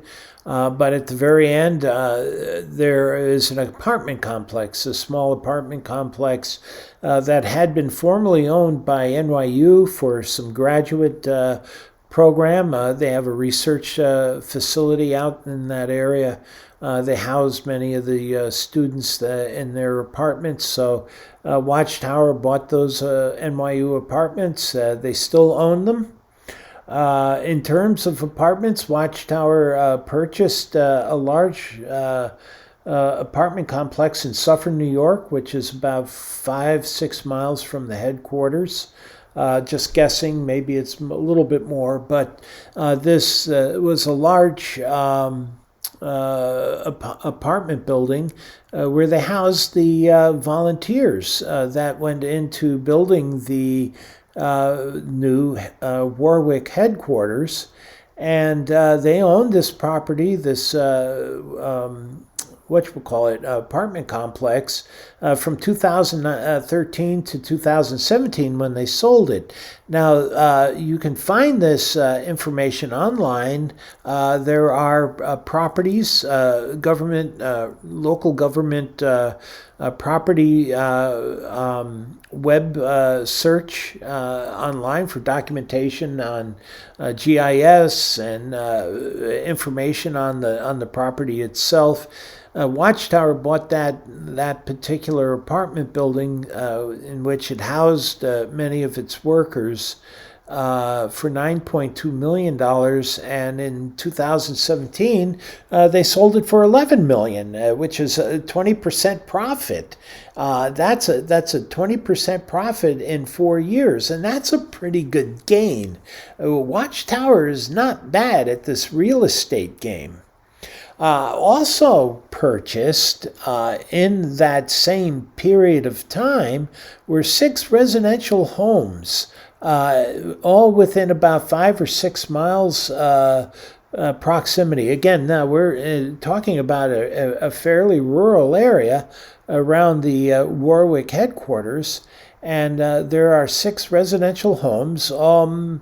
At the time they were purchased, they were about $400,000 a piece. They were worth.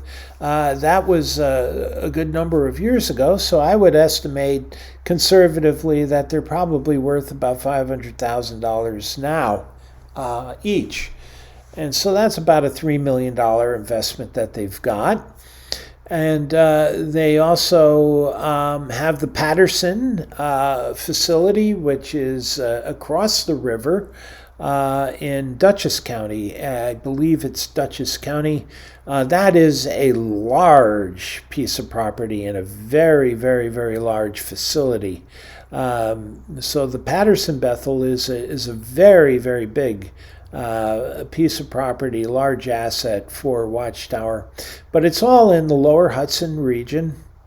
And now they've broken ground. They're in the process of building this new 1.5 million square foot media center on 249 acres of pristine woodlands, about 2 miles away from the existing world headquarters for Jehovah's Witnesses. So this media center is going to house its volunteers as well as provide the facilities for making its propaganda.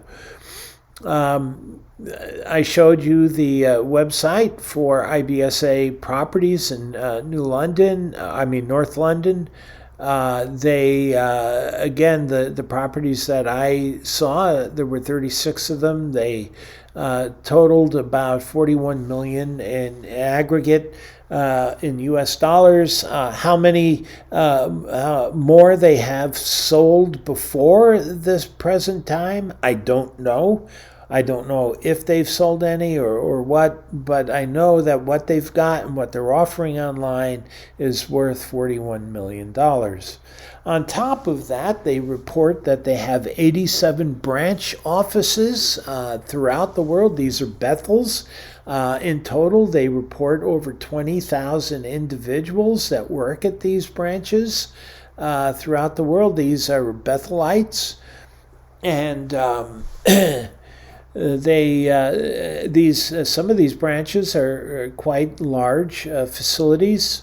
I found a report that indicated that they have built something of the nature of 300 remote translation offices. These are like mini branches. Apparently, they're able to cut back on the number of branches by using these RTOs, they call them. They report 120,387 kingdom halls around the world. They have assembly halls and other properties all over the world. Again, if anybody's interested in some of the financials, all of these properties are assets to Watchtower and its various corporations, its numerous corporations. And some information is found on what you call a 990T. That's an U.S. Internal Revenue Service form that obligates Watchtower to report their assets when they meet certain conditions. So in 2016, both the Watchtower Bible and Tract Society of New York and Pennsylvania, which are two separate corporations, reported a combined assets of over $2 billion in 2016. That $2 billion is probably substantially larger today. And the last bullet is that there are other corporations of which there's very little information about that you can find. CC&J, I mean, how many assets do they have? We don't know. They don't publish that information. So in summary, this is about as much as you can find, as well as the expenditure data on the witness effort that you'll get from Watchtower. They are not a transparent organization. So this is the best I can do. I mean, I'm not going to go country by country and try to piece the puzzle together. But just to give you an idea, that they took their cue from the Catholic Church. Let's put it that way. The Catholic Church is the richest church on earth, mainly because of the properties they own and the artwork and all the treasures that they have. Now, this is just a screenshot. If you want to stop this video and take a look at it, you can do so. But this is the kind of local information that you can find in the United States that on properties that are bought and sold within a county. This is Rockland County. You can see Watchtower had quite a few properties in Rockland County. Rockland County is the county next to, not far at all from the Watchtower headquarters. In fact, it's in the town of Ramapo in Rockland County that the new media center is going in, even though it's only 2 miles from the Warwick headquarters. So this is what you can find online if you do a little searching for property information. You can do a property search and it'll give you the information. This is where I got the information on the apartment building in Suffern that they bought in 2013 and sold in 2017 and made a $1.8 million profit on it. They bought it for $9.2 million, sold it for 11, 20% increase in 4 years. So you can find some interesting stuff out if you just search the internet, and you'll find things about their ownership of properties that you had no idea that they owned, like the residential properties that I was a little surprised that they owned in the Sterling Forest vicinity. So I just wanted to put this up as an example of that sort of thing. Now here's another piece of information. As I was searching through the internet for different Watchtower related companies, corporations, trying to find financial information on them. And I found this Kingdom Support Services. Now, this is a group which I believe is involved in providing all of the physical support, let's say material support for, or equipment support for the construction of Watchtower buildings, like their headquarters and such. I understand that they buy and then sell this equipment. I know that they bought a fleet of buses to transport the workers, the volunteer workers, from the apartments that they purchased, where they were housing the volunteers who were doing the construction work on the headquarters. They didn't keep those buses. They kept them in beautiful shape, and then they sold them. I don't believe necessarily that they got a profit from vehicles, but they maximized the profit that they could get, or at least minimize the losses on that equipment by selling it for as much as they can. Here, this almost appears, now I've been looking through the internet to see what kind of services that they support. I believe they do provide some service where they will lease out equipment, but I think that a lot of it really has to do with buying the equipment they need and then selling it. And you can see this is all heavy duty stuff. I mean, these are big cranes. When you look at the equipment here, this is for really heavy duty construction work. And I know that Kingdom Support Services will be involved in the building of the 1.5 million square foot facility, media facility that's going in the Ramapo area. Again, because of the location of Watchtower in the Warwick, what they call the Warwick area, it's right next to Tuxedo, Sloatsburg, Suffern, Hillsborough, and that area is considered the township of Ramapo. And Tuxedo is in Orange County. So they're at a sort of a crossroads of a lot of different places, as well as New Jersey.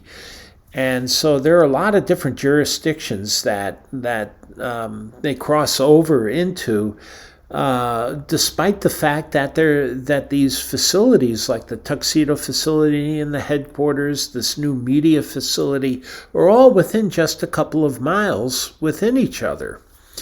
But yes, this was a bit of a surprise to me to see this Kingdom Support Services and the website that they have.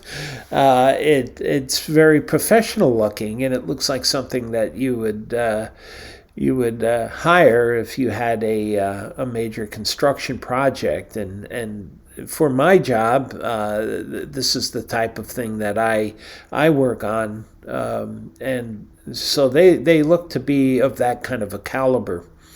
Here's more information on Kingdom Support Services. What I found interesting here is that they're listed at having or bringing in a revenue of about $4 million a year. Now, I'm a little surprised that they get away with this as tax-free, because construction and construction equipment really, it's a bit of a stretch to say that this is part of their core business.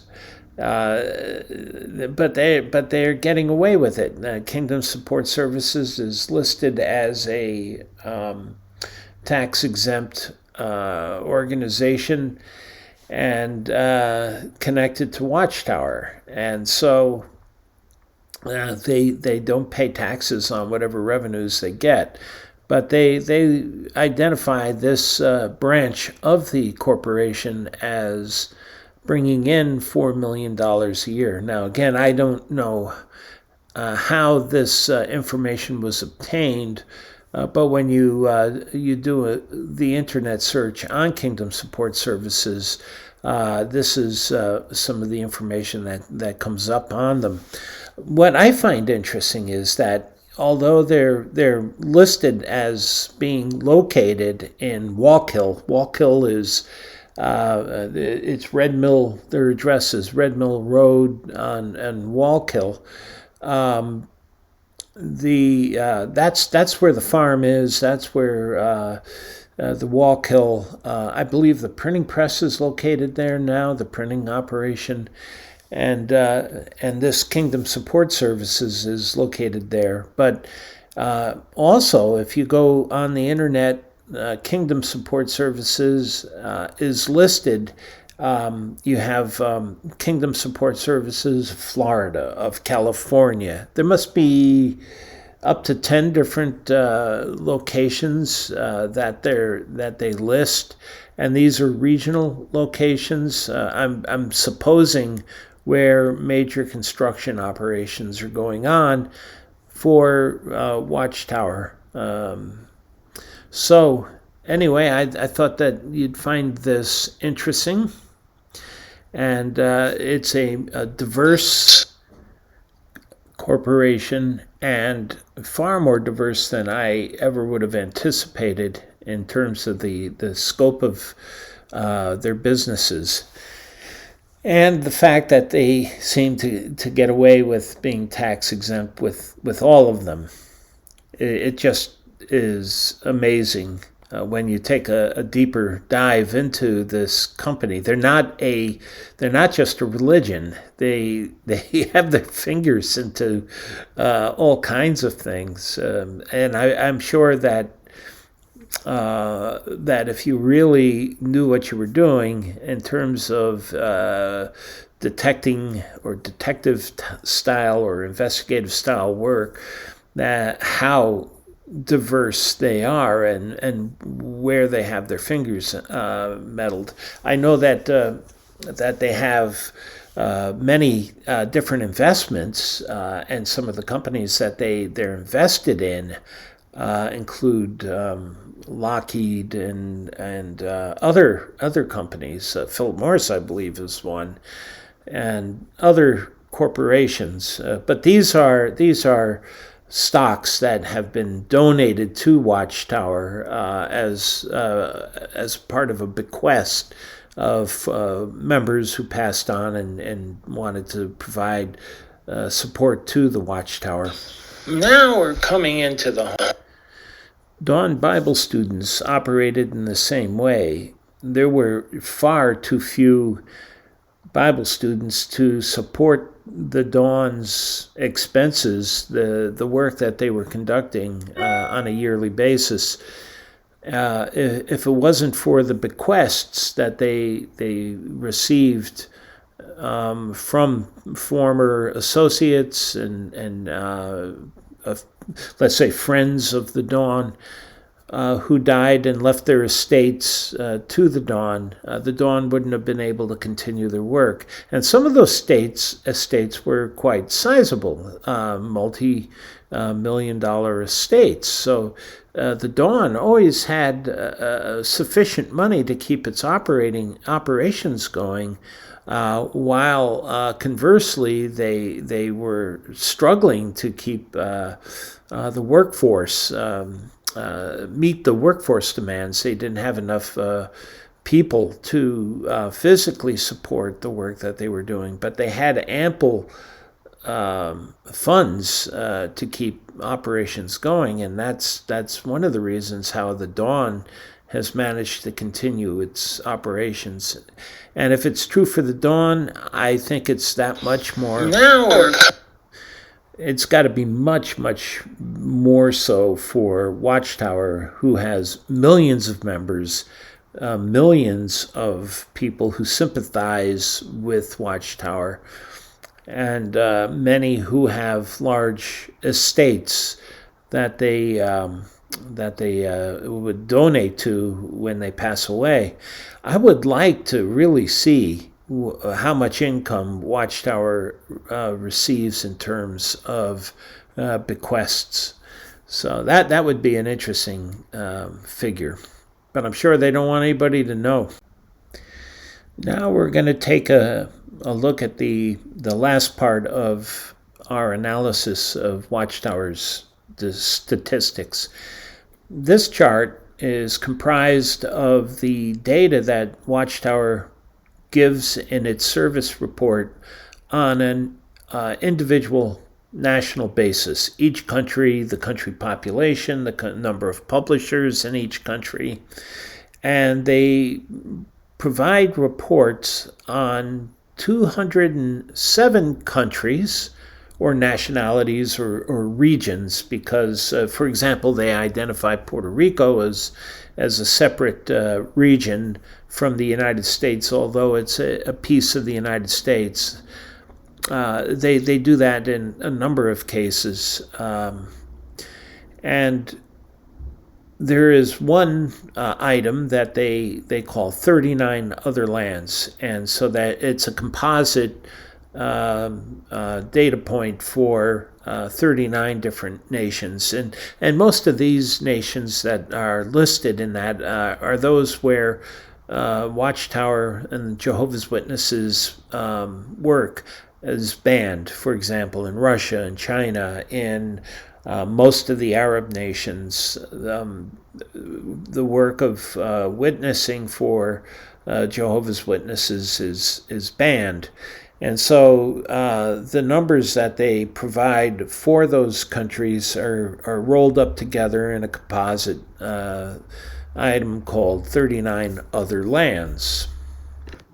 Now, the only statistic that Watchtower actually combines are the number of publishers and the number of citizens within a given land or region. And they provide this number as the number of people in the nation per Jehovah's Witness. And so actually what that number is an invert or an inverse percentage. And that would be the inverse of the percentage of Jehovah's Witnesses to the population of that nation. Now, the reason they give the number of people per Jehovah's Witness makes it seem as it's easier to read larger numbers than to see very small ones. Because as you see here, what I did was I flipped that ratio to represent the number of Jehovah's Witnesses per the population. So if there are 4,000 Jehovah's Witnesses in a nation of 1 million, I I just take the ratio of witnesses to the population, multiply it by 100, and that's the percentage of Jehovah's Witnesses in that country. And then what I did was I organized it, I ranked it from smallest to largest. Now, what is most notable in this chart is that if you look at the y-axis on the left-hand side, that is the percentage of Jehovah's Witnesses residing within the nation. And as you can notice here, that axis only goes up to 2.25%. So it doesn't even go to 2.5%. That is the greatest number or percentage of Jehovah's Witnesses residing in any country. So there are no countries where Jehovah's Witnesses are a significant part, much less a majority of the people within the country. There are no other religions really that are that small, or at least major religions that they consider major religions or well-known religions, international religions. This really shows you the real size of Watchtower and Jehovah's Witnesses from a global standpoint. And we're going to compare that to Catholicism, which there are parts of the world where 80 or 90% of the population are Catholic. And so it just shows you how skewed their presence in the world really is. And the reason I do that, and the reason I think that is significant, is because when you stop and you think about the work that they're doing and what they claim to be Jehovah's representatives on earth, it shows that Jehovah is not really interested in saving very many people. Watchtower is basically saying that we're very exclusive. We're so exclusive because the vast majority of people are going to die in Armageddon, and according to Watchtower, this is the only chance that they get. Either the few minutes at the doorstep, and if you reject their message there, that's your judgment, that's your trial, that's your justice. God has read your heart at that point, and doomed you, damned you, condemned you to the harshest punishment that God, Jehovah's Witnesses believe that God will delve out, which is non-existence.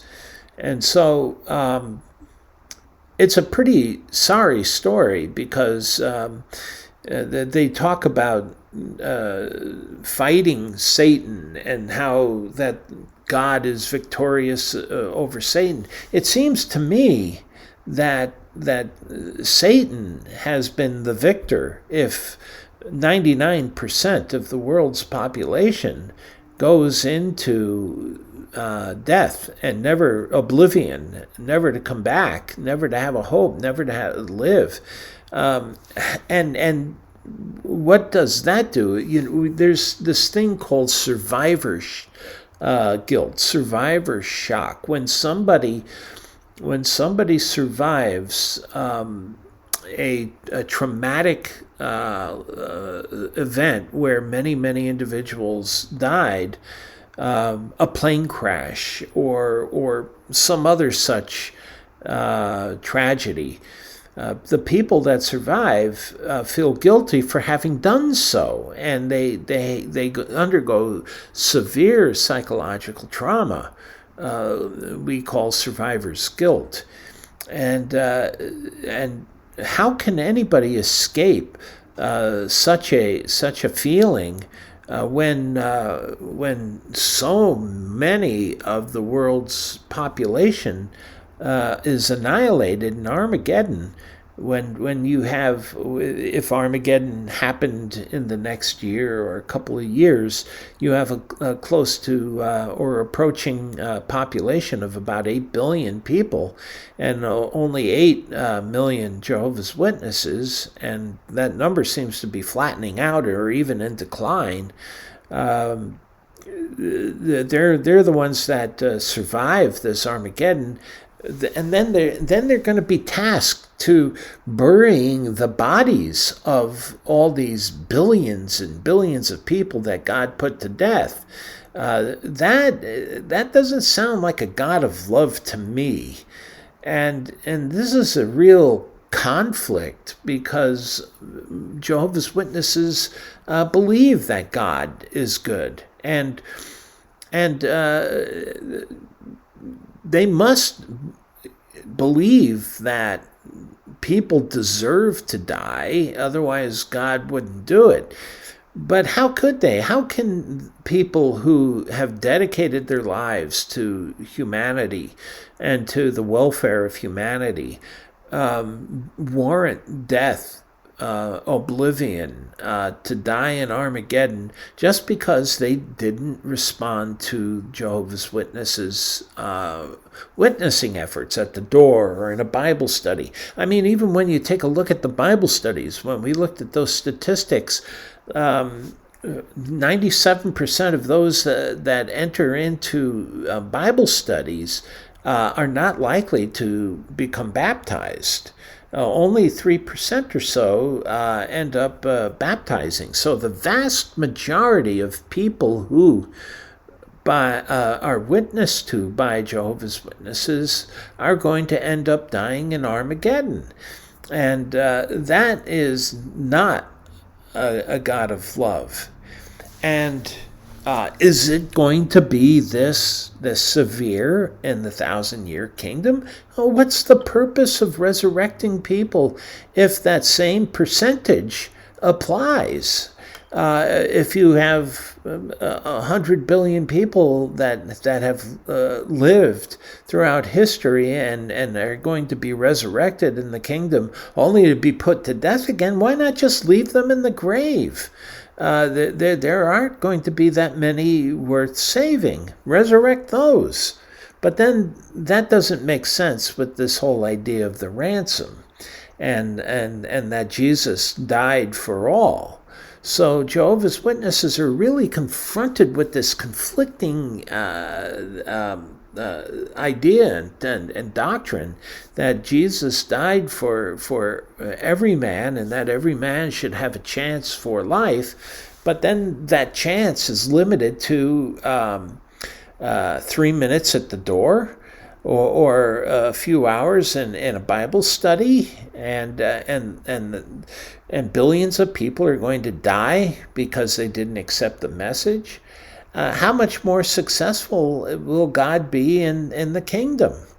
And then you have to account for what happens at the end of the 1,000 years. When you stop and you look at Revelation and look at Revelation 20, and it says that Jesus and his followers are going to rule, sit in judgment, and rule for 1,000 years.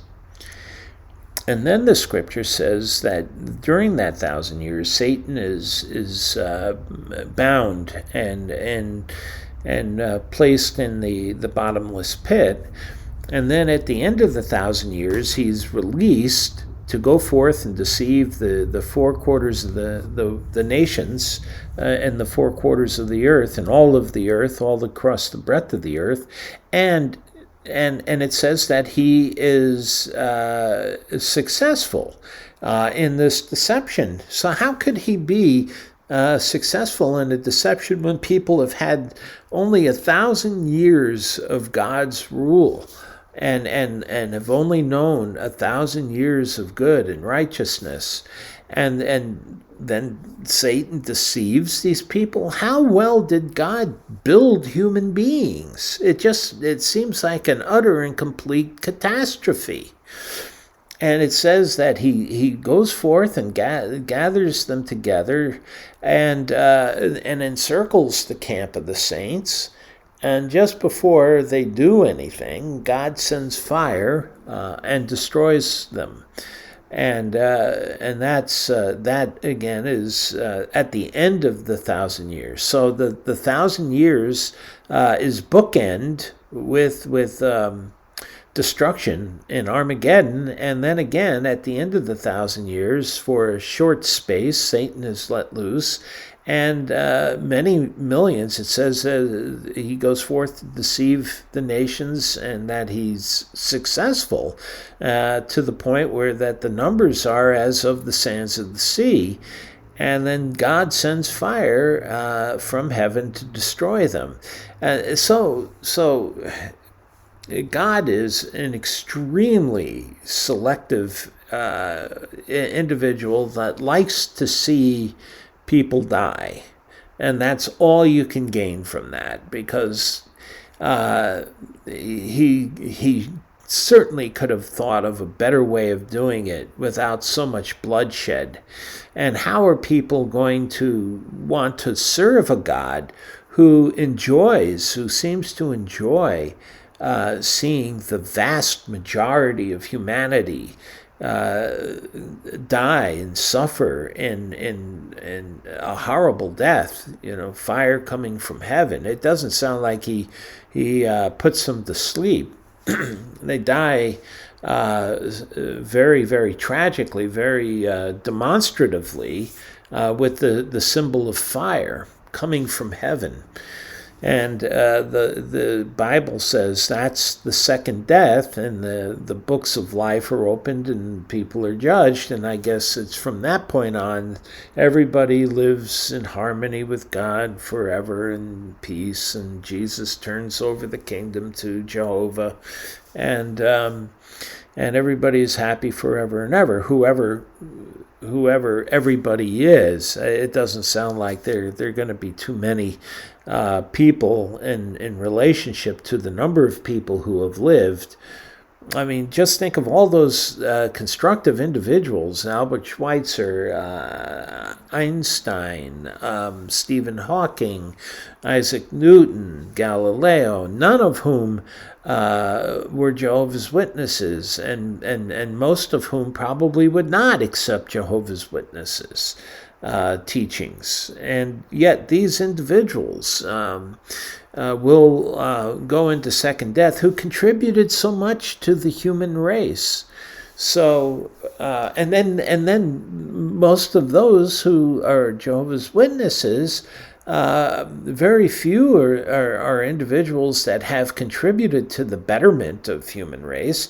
Yes, you do have some celebrities. You had Prince. You have the Williams sisters. But how while they're notable celebrities, the Jackson family. But what good did they do humanity? When you stop and think about the improvement of people's lives. How about Gauss, Carl Gauss, and all of those, Faraday, Michael Faraday, and the thousands, the many thousands of scientists who not only had a curiosity about nature, but also wanted to see the improvement of humankind through the advancement of science. And these people warrant second death? These people warrant oblivion forever? So this is cognitive dissonance. That's what that is. And another interesting thing here, that when you take a look at this chart, it's obvious that 2%. The Jehovah's Witnesses do not make up a majority of any nation by any means, but that this curve, which looks like it's an exponential curve, shows you that the majority of those 240 some odd nations represented in this data set, the vast majority are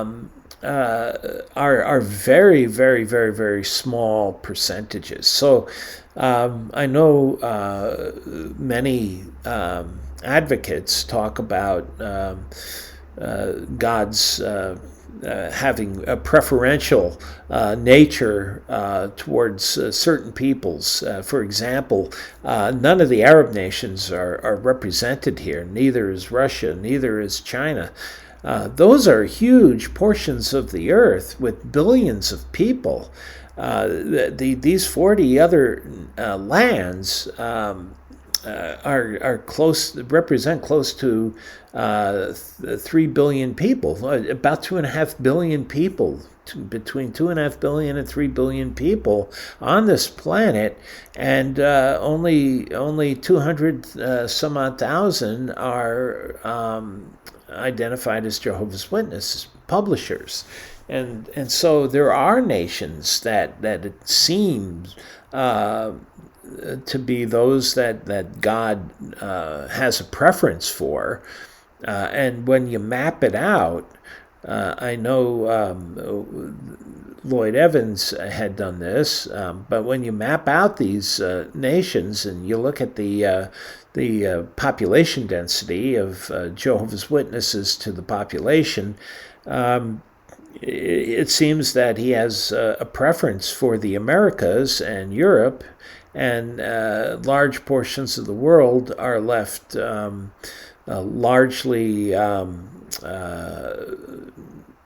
largely unenlightened, if you want to consider Jehovah's Witness teaching enlightenment. And so that's what we did here. I broke up the data, the percentage of Jehovah's Witnesses by nation in ranges. And so we have 0 to 0.2%. Those are actually from 0 to 0.2. Actually, the gray areas, which includes most of the Arab nations. You notice North Africa is gray, Saudi Arabia is gray, most of Asia is gray, Russia is gray. Those areas are the 39 other lands where there are essentially where the Jehovah's Witness work is outlawed. So they're not represented in Watchtower's numbers. So that light pink area are those nations in which there is a reportable number of Jehovah's Witnesses, enough to call out that nation individually and not group it into the 39 other lands. So it's a very small percentage, and so from 0 to 0.2, you can think of as that as almost zero. And so, and technically speaking, they're not much more populous with Jehovah's Witnesses than the gray areas.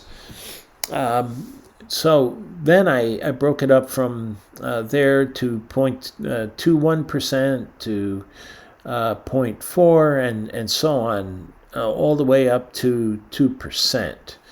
And I think it's a little hard for me to read. Maybe I think I took it to 2%, which includes the nations that are 2.25%.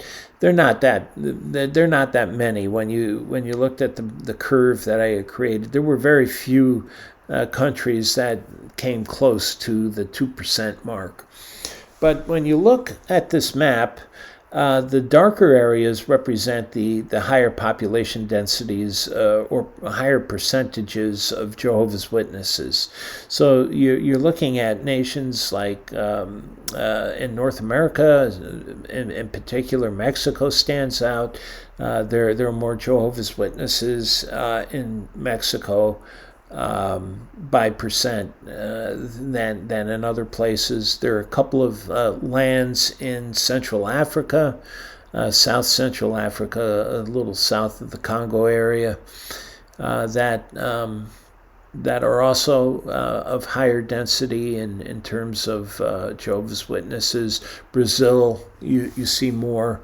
It's a little darker than the others. The darker you go, the higher the percentage. You can also see that there are some European nations But there's more of a scatter in Europe than in North America. There are some nations there where the actually the growth rate is in the decline, and so when you look at Europe, even though there are a greater number of Jehovah's Witnesses in Europe than in other places, they many of the nations are in decline, especially in Eastern Europe.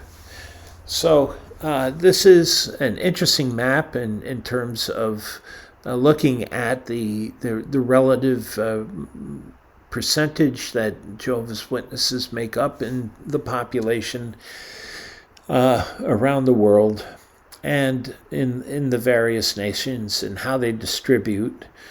And the interesting thing here is that there are no nations where the Jehovah's Witnesses are even an even split, much less a majority. I mean, the highest percentage is again 2.25%. So Jehovah's Witnesses are very, very, very small. God apparently does not like most of the human race, and is willing to see the vast majority of the human race die. And it makes you wonder, why would God have sent his son to die for such a few, relative few numbers of people, when you think of the numbers of humanity that have lived allegedly lived from the time of Adam to the present, and to think that so many of those billions, the vast majority, nearly 100% of them, well into the 90%, are going to die. They're going to go forever into oblivion. And how wise is God? How loving is a God that wants to see so much of his creation that allegedly was made in his image go forever into oblivion? It just doesn't sound right. Something is askew with that kind of God. And so I think that these are the kinds of things that people aren't thinking about when they're in the Jehovah's Witnesses, but should. And it should bother them. It should bother them. The interesting thing about Bible students, in contrast, and Watchtower didn't start out this way. Watchtower took on this pessimistic, or let's say feudalistic, adopted that kind of a feudalistic belief, promoting that kind of a belief system under Judge Rutherford. But before that, under Russell, Bible students and Charles Taze Russell had at least a more optimistic outlook for the human race, and they believed that the majority of humans would be saved, and that as in Adam all die, even so in Christ shall all be made alive, and that the larger proportion of humanity would be at least gain the life that was lost in Eden. And so that's probably the biggest contrast between Bible students and Jehovah's Witnesses, is the concept of salvation. Bible students believe that the vast majority of humanity will be saved, whereas Jehovah's Witnesses believes the vast majority of humanity will be lost in oblivion. Now here, I just wanted to contrast the Jehovah's Witnesses and their impact on the world in terms of attractiveness to humanity compared to Catholicism. And the Catholics, they're keeping similar numbers to Watchtower. I got the I think this graph here comprises about 195 nations, whereas Jehovah's Witnesses represents 242 some odd nations altogether in composite. So they're relatively comparable. Most of the major nations are represented in this graph. Both Jehovah's Witnesses and Catholic numbers are represented by all the nations. African nations are here, the North American nations are here, Asian nations, and so on. The main difference between the two graphs are some of the smaller regions that Watchtower identifies. Like I mentioned, Puerto Rico is listed as a separate entity from the United States, even though it's a U.S. territory. Here, what we see most strikingly on this graph is if we look at the y-axis here on the left side, it goes up to 100%. There are nations, and there are a significant number of nations that are predominantly Catholic. When you look at the 50% mark, and if you drew a line over from 50%, you would probably be looking at about a third of the nations represented on this graph. And so many, they're just incomparable to Jehovah's Witnesses. There are very, very, very few nations where the numbers are below 1%. Whereas with Jehovah's Witnesses, the majority of nations are below 1%. In this Catholic chart, it's a minority of the nations that are below 1%. Even down on the far left side of the graph, those are nations that are in the 1 to 10% range. Now, how devoted a Catholic is a different thing, but the numbers, at least, of what the Catholic Church counts as being Catholic are represented here. And, honestly, to tell you the truth, the same really goes for Jehovah's Witnesses. I mean, how can we take Watchtower at its word that all the publishers there that they list are indeed wholly and completely dedicated to the religion? But nonetheless, there are about a little more than a billion Catholics on the planet. That is about 1/8 or even less. I think there are 7.8 billion people on the planet. So 1/7 of the world, I think that's about 13%, makes up the, let's see, 13.58% I calculated there, of the world's population are Catholics. And that's a large chunk. Watchtower isn't anywhere even close to that. And then you think of the other world's religions, the Hindus, Buddhists, you have the Protestants. There are many, many hundreds of millions of Protestants around the world. And so Christians, I think Christianity is about 1/3 of the world's people. And so Watchtower's numbers are infinitesimal when you compare them to the success of other Christian sects or other sects, religious sects altogether.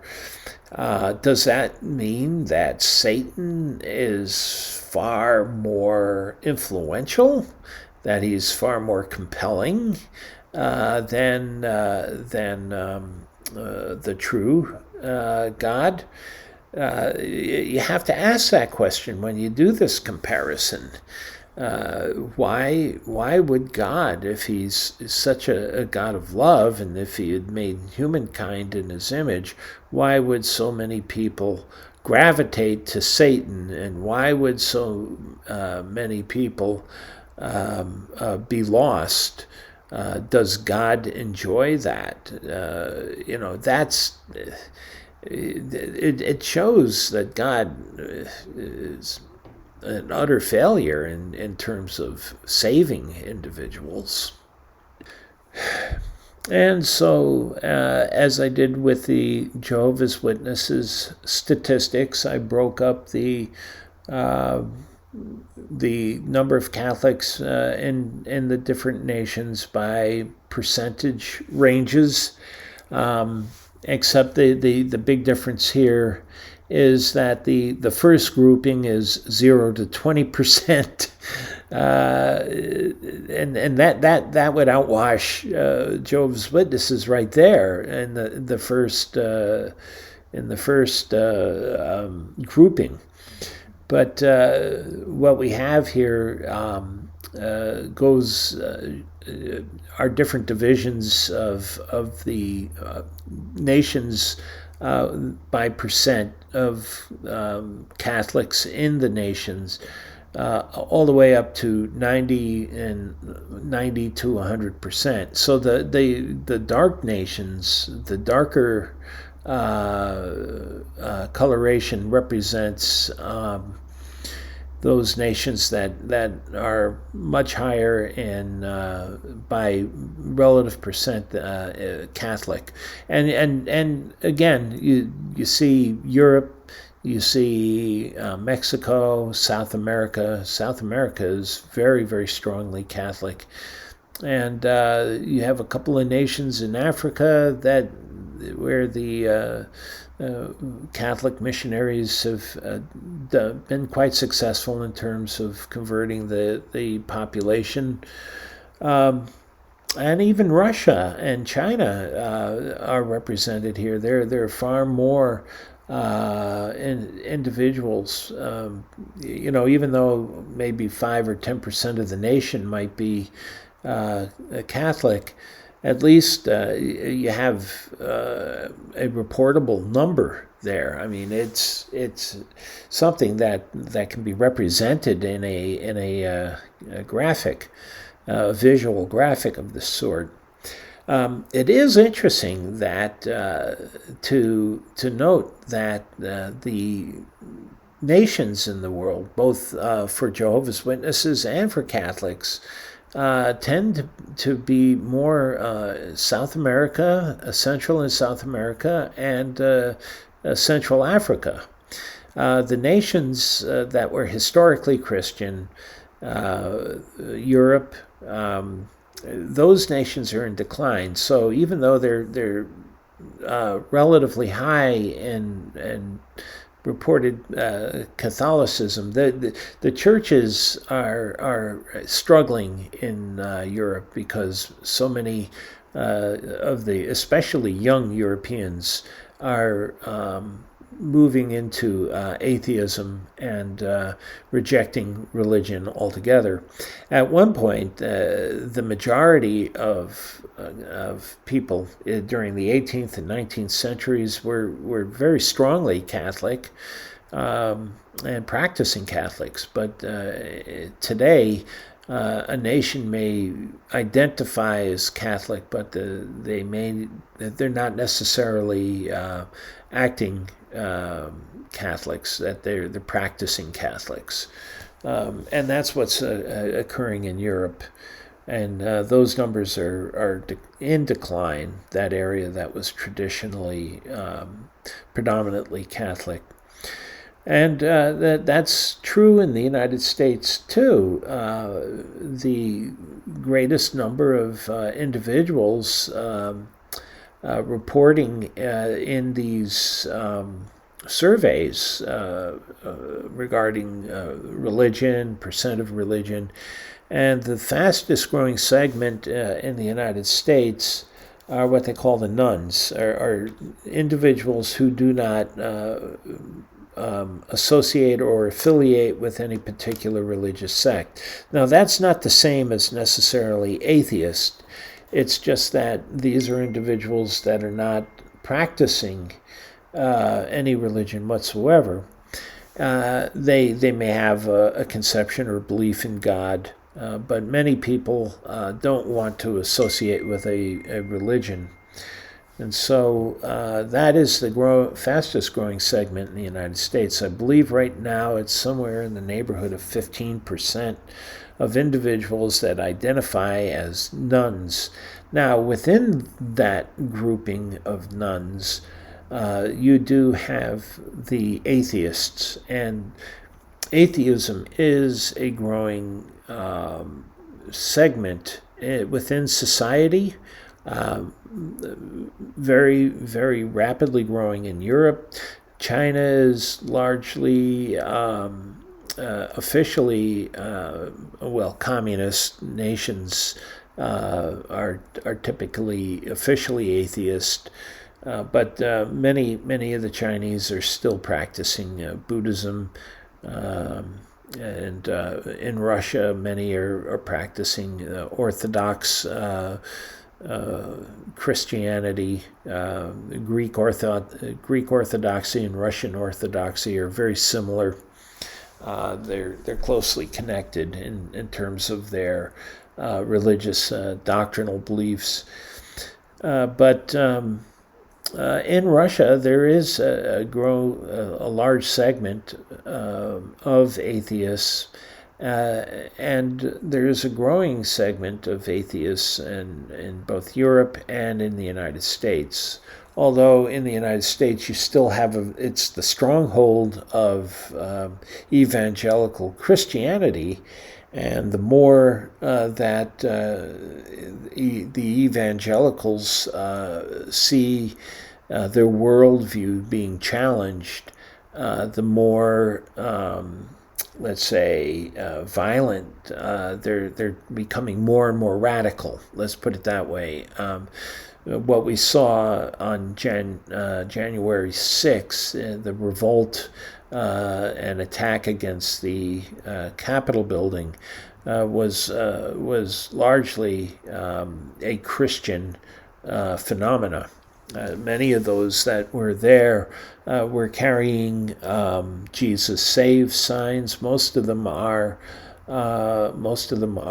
evangelical Christians that feel that their world is under attack, and that they want to turn the clock back to a time where there's white supremacy.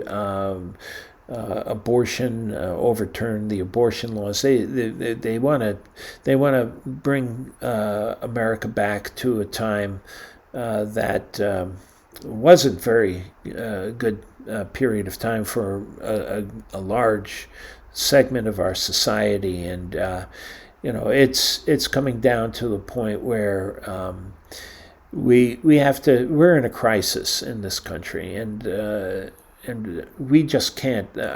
Most people in this country, white. Let's put it this way: white America is no longer the predominant group, and so people have to accept change, and they're not willing to do so. And so it'll be interesting to see what happens. But what we're having is not a political revolution. It's a religious revolution, and it's the conservative Protestant evangelical Christians that are really the foundation or the source of all the turmoil that's going on in the United States today, and it's happening in other places. It's happening in Europe too. Many Europeans feel like their world being is coming under attack with the proximity of Europe to the Arab nations and the influx of Muslims into Europe is creating a political revolution in Europe. Brexit is just one evidence of that. So it'll be interesting to see what the outcome will be. But ultimately, if the human race doesn't destroy itself, and if science continues in progressing humanity to a better understanding of the universe, we have to see the demise of Christianity, and we have to see the demise of religion, because religion can't explain the universe that we do see. And so humanity is coming through, it's in growing pains at this point. And so we're living at a very unique period, and hopefully we'll be able to survive this and move into a more enlightened period, rather than go back and become a world like that's pictured in the Handmaid's Tale. So that's a very scary prospect. But anyway, we've gone through a lot of information, and we've had a lot to discuss. I know this has been a very long video, and I hope that you just take it in bits and pieces, and that some of it has been of not only interest, but of some utility to you, because there is so much here that can be used to show how Watchtower is really a very dangerous organization, and an organization that is not really what it says it is, and is an organization that is really out for making money and using people, using them for their ends, and making them hollow promises that are not tangible and cannot be shown to be real. So anyway, I hope you enjoyed this, and I wish you all the best.